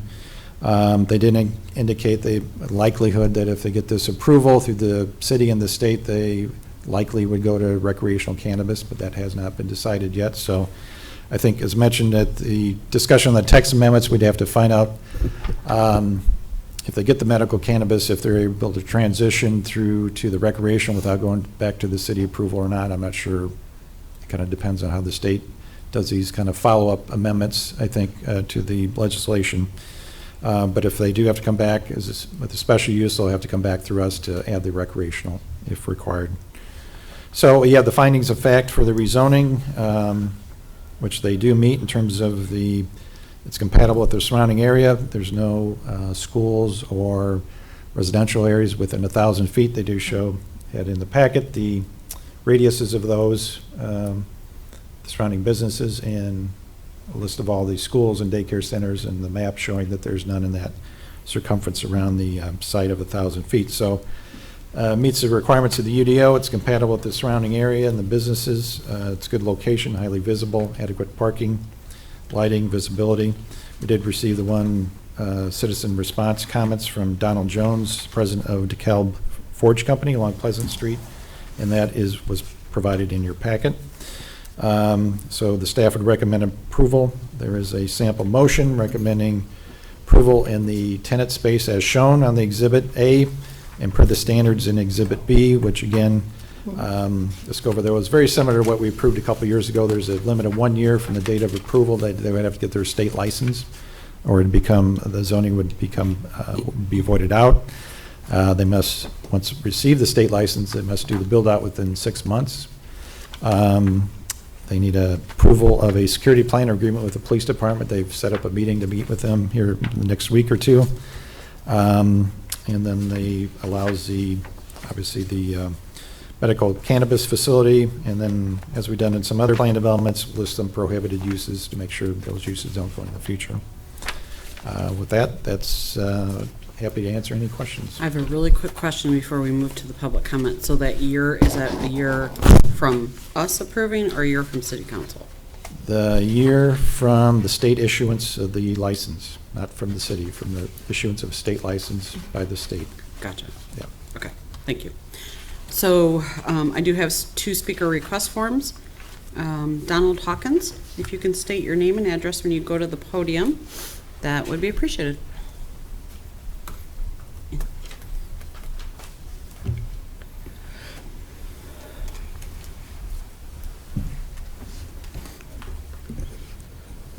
My name is Donald Hawkins. I own Competitive Edge at 700 North Peace Road, Suite A. They're looking at Suite B. I'm not here to oppose anything tonight. I think everyone should have the availability to pursue some type of business at a profitable level. I'm just here to express some concerns. I'd like to have more information with regards to some of the things that's going on with the building. My biggest concern would be the security. I've been told, and I've heard here tonight, that there's somewhere around 30-plus cameras that are going to be inside, outside. I just ask that there's a 360-degree security around the building, not just on 3 sides or 2 sides, or the front, the back, and 1 side. But I just want to see the tenant, me, the owner of the other half, being the entry point to gain access to their ill-gotten booty, so to speak. That's really the only concern that I have. I have some other initial concerns that I shared with my partners within the Condoplex area, one of which was parking. We're going to put some signage up and address that amongst ourselves. The other thing is that I would request any work that's done within the building, that Competitive Edge would be listed as additionally insured.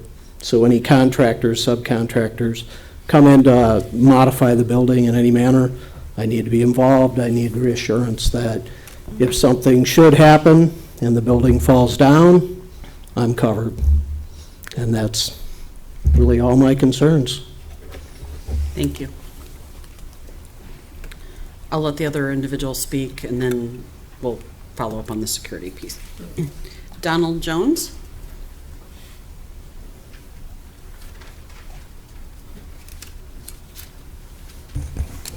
Greetings. We've been in DeKalb here for 31 years, had an excellent relationship with the city. I just wanted to tell you 2 things. I want to talk about who we are and safety. Now, who we are, we own DeKalb Forge, we own the Husky Bus Barn, we own DeKalb Fiber Optics building there on State Street. We're probably the largest owner of property around there. In addition to that, we pay over $100,000 a year in real estate tax, basically because of the type of buildings we have. We have put a cupola over our Ford shop. Just the cupola costs $1,100 a foot. So you're taxing us on stuff that if we were not here, you're not going to generate that revenue. The same thing with the buildings, one of the Wurlitzer buildings that we're in. We tied buildings together, the cost goes up, but the usage is very low. So I just want to let you know that our industry, we're in the forging industry. We make parts for Caterpillar, John Deere, various places, aerospace, the healthcare business. We make parts for beds, ambulance, locking devices, the jaws of life. We make military parts for things of that nature. I just want to let you know that we are one of the few industries in DeKalb that you can make a living and live in DeKalb without a college education. We start, the minimum we'll pay is $15.50 an hour. Now, I'm just telling you that. Then the other thing that really bothers me, you have in DeKalb 2 major large buildings that have been there for at least 3 or 4 years. And if you're bringing in drugs in that area, what's going to happen to the Wurlitzer building? If you come down Pleasant West and look at the side of that building, it's not a real nice looking building. You've got GE. How long has that been there? We're the only island in the entire area really that maintains our buildings. Now, all I'm talking about is safety for the drugs. We are a drug-free industry. We are a heavy industry. Our people, it's hard work, and you must be very careful. Drugs in our business, if you come in, we test you by the hair. If you have an accident, we test you. We have an outside firm that random tests you. So we're pretty free drugs. And if you start putting this program in there, what effect does that have on us? Like I said, we can live with your real estate taxes. We can live with the state of Illinois high income tax. But workers' comp in the state of Illinois is no bargain. We have no way of knowing what this will do. If you start authorizing this in that area, it's not a good deal for us. So I'm just saying from a safety viewpoint only, that is not a good place for us. Now, our industries are moving out of your state, out of the state of Illinois. They're moving from southern down in the south, they're moving to Indiana. The hot spots for our industry is the Carolinas, North and South Carolina, Kentucky, and Tennessee. Those are states, a lot of them have free taxes, no taxes. They are very pro-industry, and they're very pro, with workers' comp. So if we had a way of determining what workers' comp is, it's not what we're going to do, it's what you're going to do in this area, because we like DeKalb. The city has been great to us. We work with them, and I have no complaint with DeKalb. Everything we've done has been great. But I'm not sure where you're going to lead us down the road. So that's my point right here. So if you have any questions, anything about us, I'd be happy to let you know.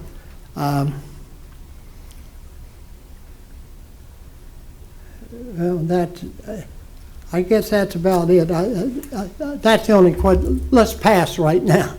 Thank you. So is there anyone else in the?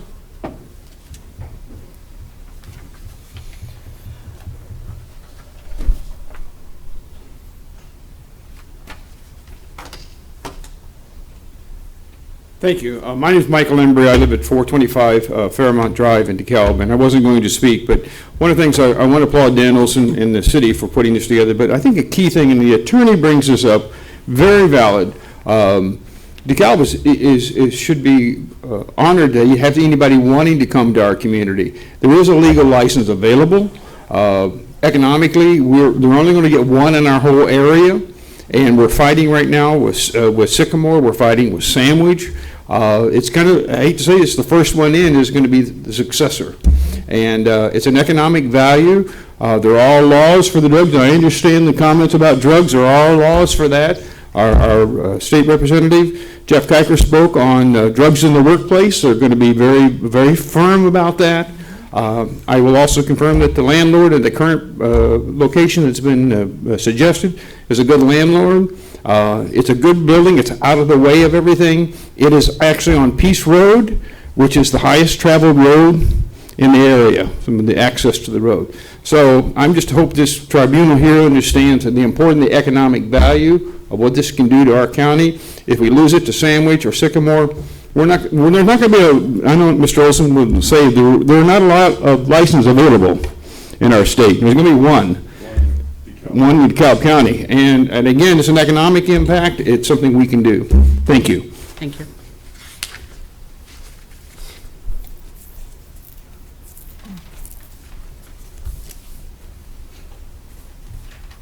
Good evening.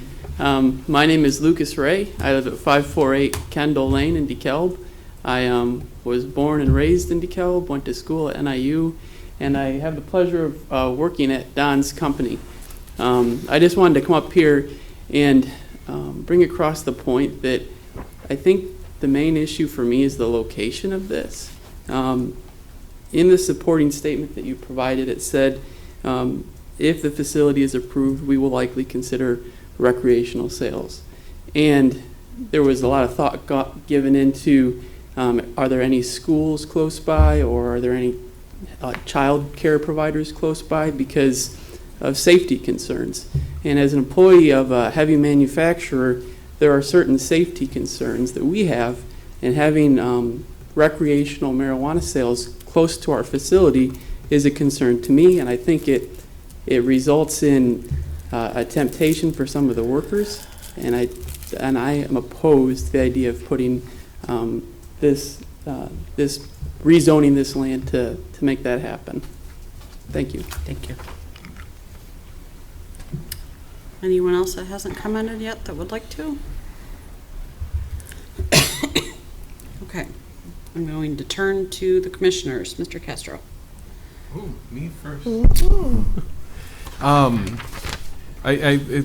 One of my questions was going in line with what you were asking regarding the timing. So once they get a license from the state, that's when the clock starts on this particular ordinance. Is that correct? It would expire in 1 year after? Yeah, I'll read the condition, maybe I wasn't clear before. The applicant shall obtain a state-issued medical cannabis dispensary license within 1 year after approval of the ordinance granting rezoning. So actually after the council, not the commission, after the council approves the ordinance, they have 1 year to get the state license. Sorry if I was incorrectly stated that.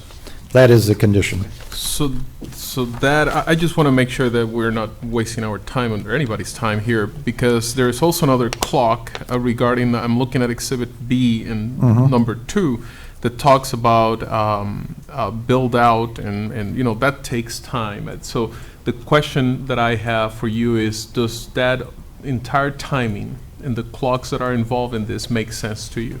Yes, they get 6 months to do the build-out after they get the license. These conditions have been reviewed by the applicant, and they've agreed to them. Okay, all right. So I'm listening to the argument against this by Mr. Jones and Mr. Ray, and my suspicion is that your employees, which are the individuals you're concerned about coming in under the influence, My suspicion is that they live all across the area in DeKalb City, the county, even beyond the county. So there's really nothing preventing them from arriving to the job under the influence of whatever, this material or alcohol. So what is special about the proximity, I guess, is my question. Why, it's waving.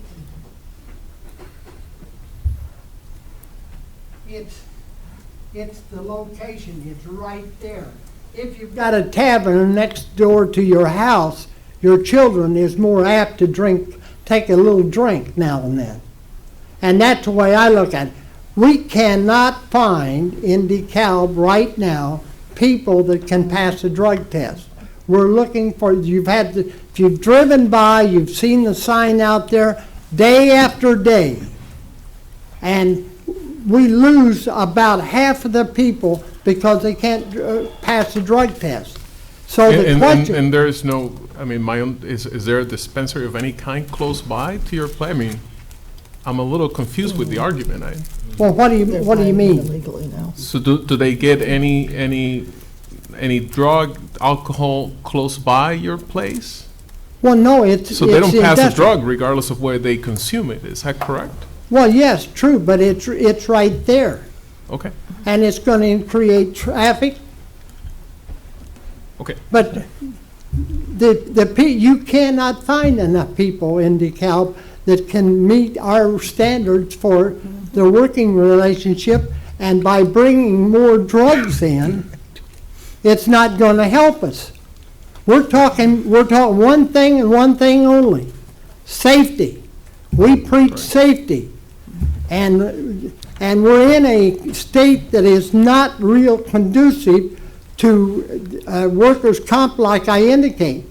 I can live if I know my cost, but when you have more people, if you're going to legalize all the drugs here, what rule do you have with us not hiring those people? If it's legitimate to use marijuana, then somewhere down the line, how do we control our people? We have no way to control it other than move out of the state. Maybe we're looking at that, and we're looking at what you're going to do here to determine what we're going to do. Because you're getting $100,000 a year, and we're not taking anything out of the city. We're adding to the city. I understand. But all we're talking about tonight is medical marijuana. How is that going to hurt your people? You're talking today, but what does it say? It will come with. Well, when they come back, we'll have to deal with that. I, for one, will vote against it if they come back for recreational, but we're talking medical tonight, and I don't see how that's going to hurt your employees. It may help them. Well, I don't think we have many employees who will be going there. No, but they do claim that medical marijuana can be very helpful in certain situations, certain medical situations. But couldn't they get that from a hospital or somewhere else? Well, I'm not a doctor, but we're not talking about recreational tonight. Well, we will tomorrow. Well, then we'll deal with it tomorrow. Okay, that's your choice. That's where you're Well, at. I'm not in favor of it. I'll vote against it if it comes up tomorrow. But right now, we're talking medical, which I think is okay. Well, but The recreational. if the way I read this, and maybe I don't understand it that well, but it tells me tomorrow the recreational will be here. So recreational can be part of their location, providing they get the proper licensing, but then they have to come back and get approval from us. Well, yeah, but if that happens. But follow the money. Correct. If you give them this, you're going to give them that. You Not may have one necessarily. negative vote, but it's going to go through. Not necessarily. It's a whole separate issue. Tonight, I we're only approving the medical piece of it. The Location. the waiver on the it's not a waiver, but the waiver on the location. If they apply for and receive the recreational license, then they would have to come back here, and then we go through the same situation and same discussion. So they're two separate issues for us. I understand today. And we but appreciate. Yeah, I'm maybe running ahead of you a little bit. And that's okay. We appreciate your comments, but just wanted to explain to you kind of Yeah, I the understand. two different processes. But it implies that that's what they're going to recommend. Correct, they could recommend it, yes. Yes. Thank you. I'm done. You done? I do have one question. What's going to be in the adjoining unit? This is a condominium. What's going to be on the other side of the wall? What is that business going to be? That's competitive edge. Competitive edge printing. Pardon? That's me. Well, that Competitive scares edge me. printing. Based on your prior comments, that scares me. Well, rethink this, don't you? Competitive Edge has been there since what, 1996? Long time. 1994. So for the public, it's, Value-added manufacturer. We do embroidery on apparel and screen printing. so for Okay, the, well, as long as you stick to embroidery, I don't have any problem. there you go. We already got a design. So for the Okay, that's the only public, question I had. for the public, the answer to Mr. Klein's question is competitive edge, just because we didn't have you come up to the podium.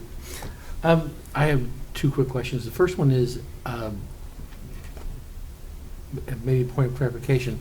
As of January 1st, does it not become illegal to test for marijuana in the employment? No. I know there are a number of companies in DeKalb right now that are saying that they can no longer. Please. And there's also a zero tolerance clause in that that says they can be zero tolerance. My name's Mitchell Zavoduk. I live at 2844 Floral Drive in Northbrook, Illinois. And to answer your question, yes, as of January 1st of 2020, marijuana is becoming legally recreational in the entire state of Illinois. That's a foregone conclusion that's been decided at the state level and isn't being decided tonight. That will happen whether or not you guys decide you want to have it here or there or where it's going to be. It is going to be, and it is going to happen in January. So I just wanted to make that clear. To answer your direct question as to what would happen, could you rephrase it one more time? Does it not, employers, are they? The employer, yeah. Well, will employers be allowed to test? So- I was under the understanding they could not test. Absolutely, and so here is the answer, and the answer is absolutely. This gentleman that has, and we want to be a good neighbor to you as well, and I understand that you guys have a very robust hair follicle testing, is the most robust type of drug screening you can have, which is probably why they're turning away half of their candidates over there. And so absolutely, just because the state says, all the state is doing is saying that recreational marijuana sales will be permitted. You will still have to go to a dispensary, present your ID. If you have a felony, you won't be able to buy it. If you work in an industry that has drug testing, you will still be subject to the drug testing. You can't go to an employer after January 1st and say, well, now it's legal, boss, I can get as high as I want. Absolutely not. For any company that has a stated rule on their books that says nobody is permitted to have, and we have drug testing as their standard policy, it is their policy of that company.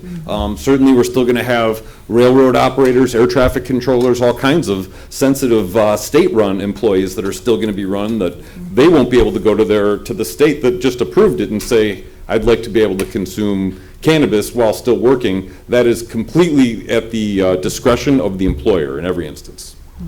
Thank you. You're welcome. My second question is do you have any information relative to the safety concerns with Mr. Jones and Absolutely. and impairment? So, first of all, I would like to say, reiterate that this is a medical dispensary that we are talking about right now.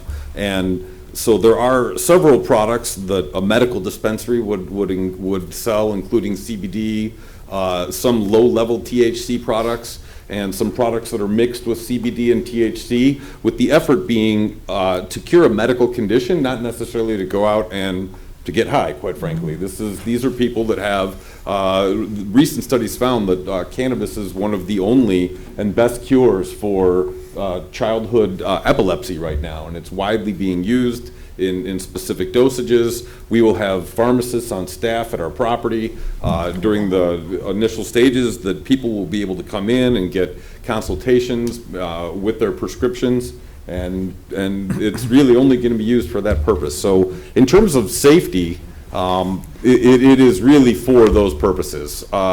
In terms of worker safety, I would again reiterate that, you know, that is up to the responsibility of the employer and the employer's testing policies. Just as alcohol has been legal in this country for forever, you really shouldn't be, you know, sneaking drinks at lunch and coming back to the office. And if an employer catches you doing that, it's just as unsafe, or perhaps even more so than cannabis. And the consequences should be just the same.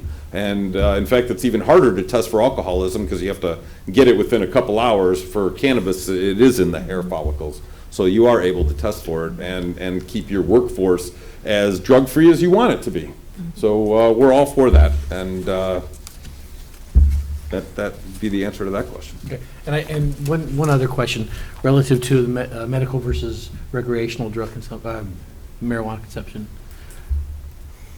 Do you, assuming that if this were to be granted, you were to be licensed and own a medical dispensary and were to pursue a recreational dispensary, can you give me a rough idea of what you anticipate the portion of your sales for recreational versus medical would be?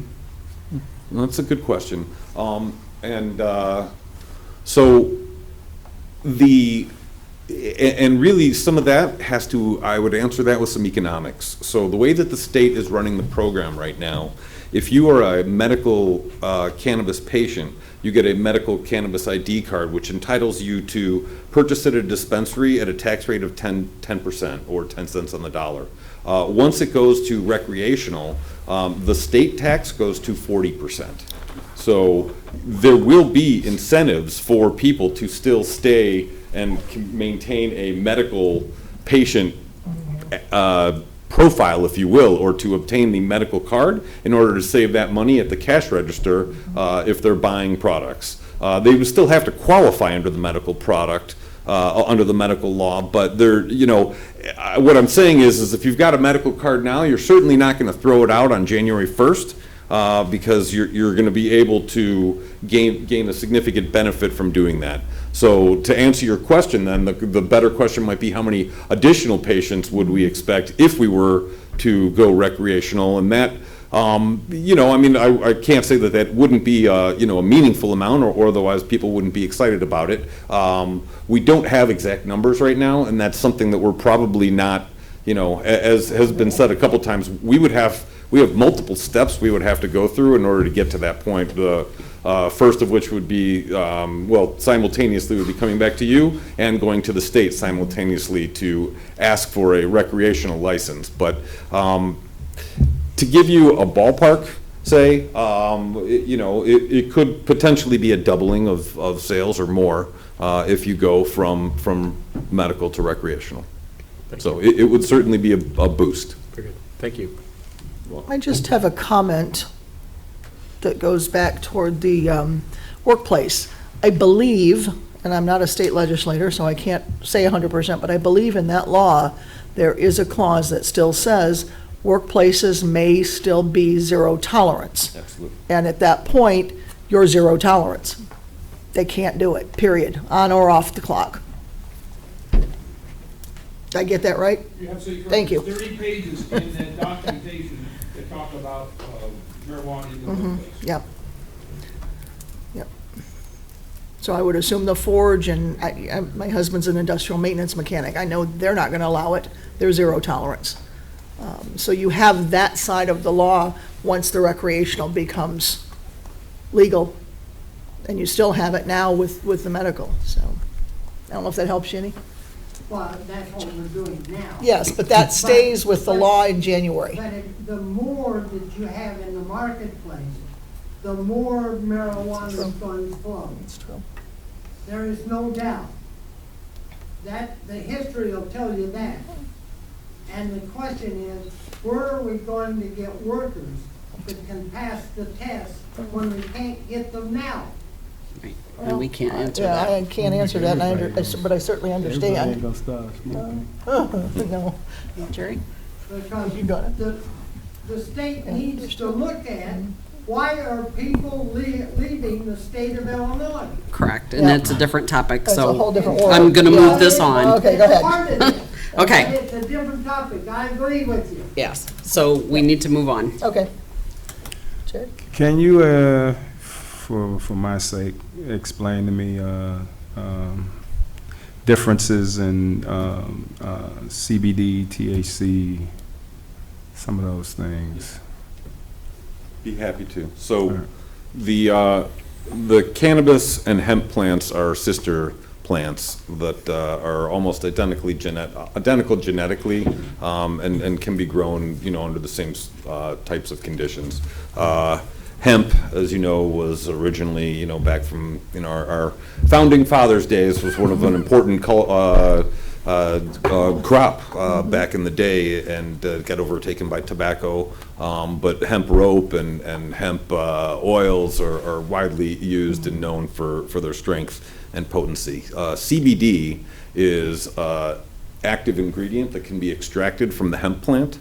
It has no psychoactive component to it whatsoever. So there is no high, if you will, from a CBD. It is simply it's like like an aloe vera produces, something that soothes burns. CBD is, and I don't want to get really too technical with you, but the body has what's called an endocannabinoid system, and that is a system that interacts with a bunch of the other systems in your body that has receptors that can be opened by using CBD, and that's thought that would enhances the healing properties. And a lot of people swear by it, including my mom uses the rub on her hands. She has arthritis, just the CBD oil, and it's got a lot of medical purposes for both inhaling it in a vapor form, or taking it in a pill, or rubbing it on topically. So that's your CBD. Your THC is derived from the cannabis plant. And the cannabis plant, like I said, is very similar to the hemp plant, only it produces THC and CBD, actually, because there is CBD that comes out in THC extraction, but not the other way around. Trace amounts, but really trace amounts. The THC is what is commonly referred to as, pot, weed, getting high. That's what you get from the THC effect. And that is what is, when I was talking earlier about the mixture, mostly in our medical cannabis practice, because we're a multi-state operator. We have medical dispensaries in several different states. It's usually a higher mix of CBD, 25 up to 50% CBD, so that the patient would get both the medical benefits and the relaxing effects. The antiemetic effects for cancer patients, so that it makes them able to eat and hold down food after chemotherapy. So there's a lot of glaucoma treatments and a lot of areas in medicinal world that a combination of both THC and CBD, and the right combination is effective. So I hope that answered your question. I'm not a perfect scientist, but. That's a good education for a non-smoker. There was a comment about the cameras. Somebody said something about were there going to be. Yeah, he asked for 360-degree cameras, and so I believe the number is 34 cameras that we're currently planning to include in the building. His request for cameras that for 36 degrees. I will say, from a security standpoint, and the state won't allow us to have windows even in the back. So if the windows, and I can't even recall if there are windows there, I don't think so, but if there are, some of our other facilities, we block them in. I mean, I literally take them out and there's, unless you got a tank, you're not getting in. So in terms of securing an area behind our property that has, if there's a door, there's going to be multiple cameras. If it's just a brick wall, we might put cameras if it seems illogical. We'll work with the police department What we also try to be, and let me tell you, this is hundreds of thousands of dollars that we are going to invest into this property. To add 2, 3, 4 more cameras is nothing. If we determine that it's going to help you out, it's going to help our project out, it's going to help our security out, it's no big deal at all. We also have to be concerned about HIPAA requirements. These are medical patients, so I can't be, having cameras, left and right, up and down for, medical patients need a little bit of privacy, and we have to adhere to state rule on that. And then also just, I guess in this case, the neighbor wants the cameras, but a lot of times, if I'm in an area where I'm on one side of the shopping center, there's no reason for me to put cameras that have a feed to my unit on the other side of a building that really has no bearing on mine. It's almost snooping at that point. But we would gladly work with you. And to answer your insurance question, we'll take care of you. Amen. All right. Now, the sheer number of cameras is a concern, I guess, for me. What are we safeguarding against? If we're looking at medical cannabis, are we looking at employee theft, robbery? What? It's, I'll be honest, this is mostly to meet the state requirements. We could probably achieve the goal of having a safe environment without having as many cameras as we're going to have in order to meet the state requirements. As Craig said, the state's requirements are just innumerable, and we are very skilled in meeting those, and we fully intend and have to meet those and don't have a problem. The reason why, it's for worker safety, theft, employee theft is another thing that we're cognizant of. We don't want employees pocketing the product or any cash that might be tendered at the business. There will be some cash transactions going on there. It is so that's the reason for all the cameras. Okay. Has there been you have other facilities in other states, and yes. What are some kind of give me some idea of some of the things you'd like to improve at those places? So that's a great question. I would say, and really it's, and you've asked me an interesting question, is what would I improve at those places? And the answer is that I've learned those lessons, and I'm now applying those lessons to the sites that I'm now locating now. For instance, this site is 3,600 square feet, which is a pretty good size. We have one in Edwardsville, Pennsylvania that is 1,900 square feet, and we found it's a little tight.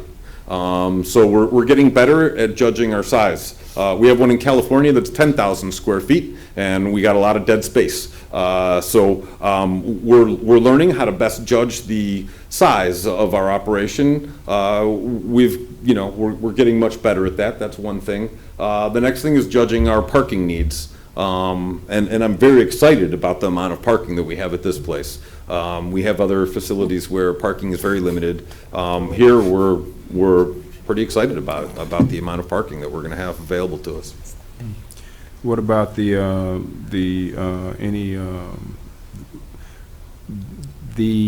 things that the cameras have caught at those places?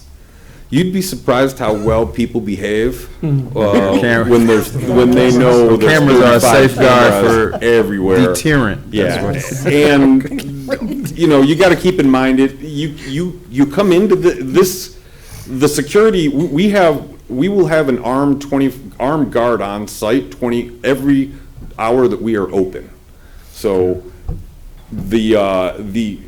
you've got an armed guard presence during opening hours. Then you've got customers that come in, have to literally present their driver's license, get checked for felonies through a state link computer before they're allowed into our waiting room. Then they're going to be in our waiting room, and they're going to be buzzed in individually to a man trap. That door closes before we let them into another door to get into the sales area. So it's,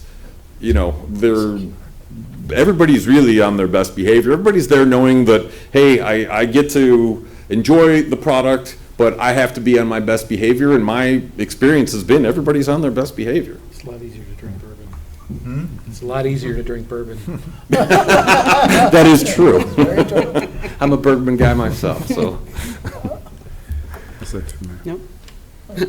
I just have to say, it's funny to hear somebody excited about parking, so thank you for that. We get, Oh, Lord. yeah, we get hung on parking a lot. I don't have anything because you've answered, everybody else has asked my questions that I was going to ask. So we give our public one more opportunity to ask any questions that haven't come up yet, so then we'll, if we have any further questions, we'll have it come up. Thank you.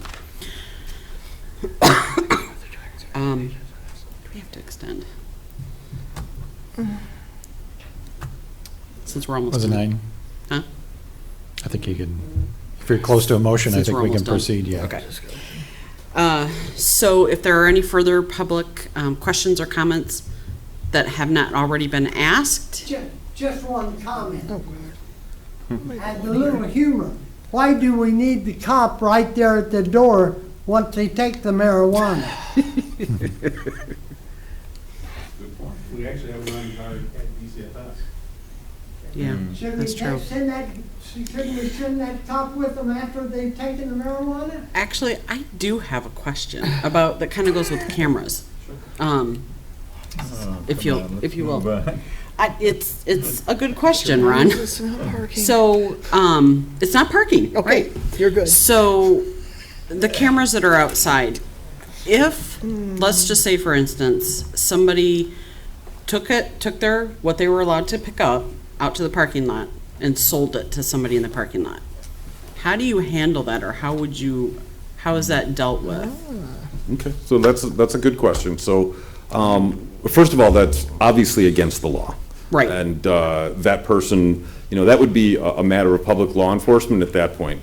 Let's hope that wouldn't happen, that no contravention of the law would be occurring on property that we're leasing or on, property that our landlord owns. So that, I don't mean to be coy with my response, but they could easily just walk a foot off of our property, do it, and it's, the idea behind the law is that when they get their package from us, it comes in a sealed, that we have to staple the receipt to it on a special sealed container that we're supposed to provide by state law. And we tell our customers on the way out the door, it is against the law to open this until you get back to your home.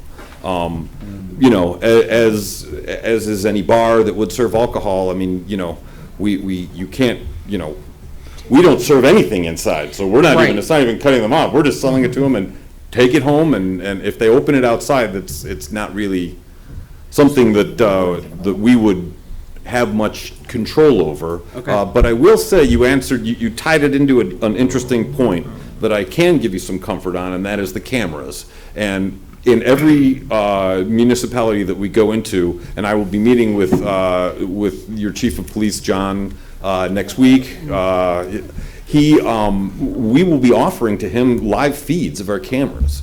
So because of HIPAA restrictions, I can't give him inside the store so that he can see who's buying what and when. Right. But he will have, to the outside, if he wants them 24/7, he can have them. I doubt he wants that much data. But more than likely, what we end up doing is we give them incident report access as needed. So if there's an active incident, they're going to get immediate access to all the cameras. All they would need to do is flip a switch. If they need to come back to see if there was a theft or did somebody actually open their package in our parking lot, they will be able to retrieve that. We're required by state law to keep just an inordinate amount of records in a secure, digitally safe room with biometric security to get in that only our managers or the police would be able to access. So then, will you have somebody on site monitoring those cameras while you're operating, during your hours of operation? No, they'll be fully automated. Okay. I mean, there's enough of them that, we're going to catch every single angle you can, possibly imagine, that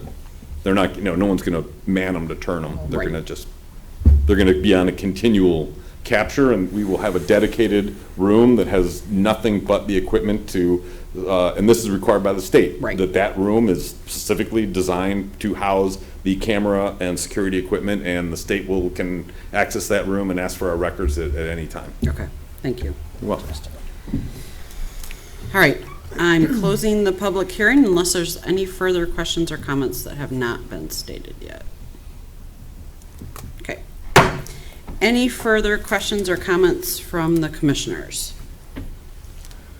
I just want to point out that, Excuse me, do we need to extend this 50 minutes? No, we're almost done. Okay. Yeah, we're good. Thank you. I just asked Dan, sorry. I wanted to point out that the state has legalized marijuana, and as a municipality, we're trying to accommodate any legitimate businesses that come into our community by adding some regulations and having them follow. And to your point about the Forge and the employees that come and what is this going to do for them, I think that just the mere fact that the state has legalized marijuana is going to be a problem for you, whether we had a business here or not. This one in particular is coming to as a dispensary for medical marijuana, which I don't connect the two, but you say, and it's coming, but it's probably coming on January 1st for a lot of businesses. I'm sure it's going to be some problems, but I just wanted to say a vote here for a medical marijuana dispensary does not say that we support smoking marijuana or employees getting high, but just that we have a legitimate business in front of us that is coming before our community to petition for usage. So. No, I'm good. Nothing. Ron? No? Okay. I'll be happy to take a motion whenever you're ready. Do it, Joe. Go ahead. Go ahead. Fine, I'll do it. Based on the submitted petition and testimony presented, I move that the Planning and Zoning Commission forward its findings of fact and recommend to the City Council approval of a zoning map amendment from the LI Light Industrial District to the PDI Planned Development Industrial District to permit a medical cannabis dispensary and exceptions to the UDO regarding minimum lot size for a planned development and for a medical cannabis dispensary in a multi-tenant building for the property located at 700 Peace Road, Suite B, in the space shown on Exhibit A and subject to the conditions listed in Exhibit B. Motion made by Buckley, Second. second by Becker. Roll call? Castro. Yes. Klein. Yes. Maxwell. Wright. Yes. Becker. Yes. Buckley. Yes. Chair Doe. Yes. Motion passes. Thank you very much. Thank you. Good luck getting your license. Yeah. Reports. Well, welcome to new member, Steve Becker, to the commission. Welcome. Welcome to the insanity. With that, we To the fun. updated the members list, provided to everybody with the contact information. Also, the update to the development status report project list. Awesome. Thank you. And Folks, Could you move folks, up? I'm sorry. Yeah, Folks, we're not quite done yet. could you guys go out in the foyer area, please? Thank you. Quite done yet.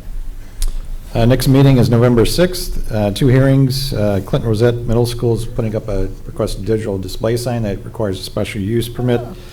And 1704 Sycamore Road, Lacey's Place Video Gaming Establishment requesting a zoning approval for that. So those will be the two hearings on the 6th. Last council meeting on October 14th, they approved the amendment, text amendment to the downtown district CBD to add a private parking lots as a permitted use, as long as they serve the use within 300 feet of the parking lot. As approved, recommended by the commission. So that was approved first and second reading, the last council meeting. Okay. That is all. All right. Thank you. I welcome Mr. Becker to our crew and to our team. I move to adjourn. And I I take that second. motion by Mr. Castro, seconded by Buckley. All in favor, say aye. Aye. All opposed, same sign. We are adjourned. Thank you.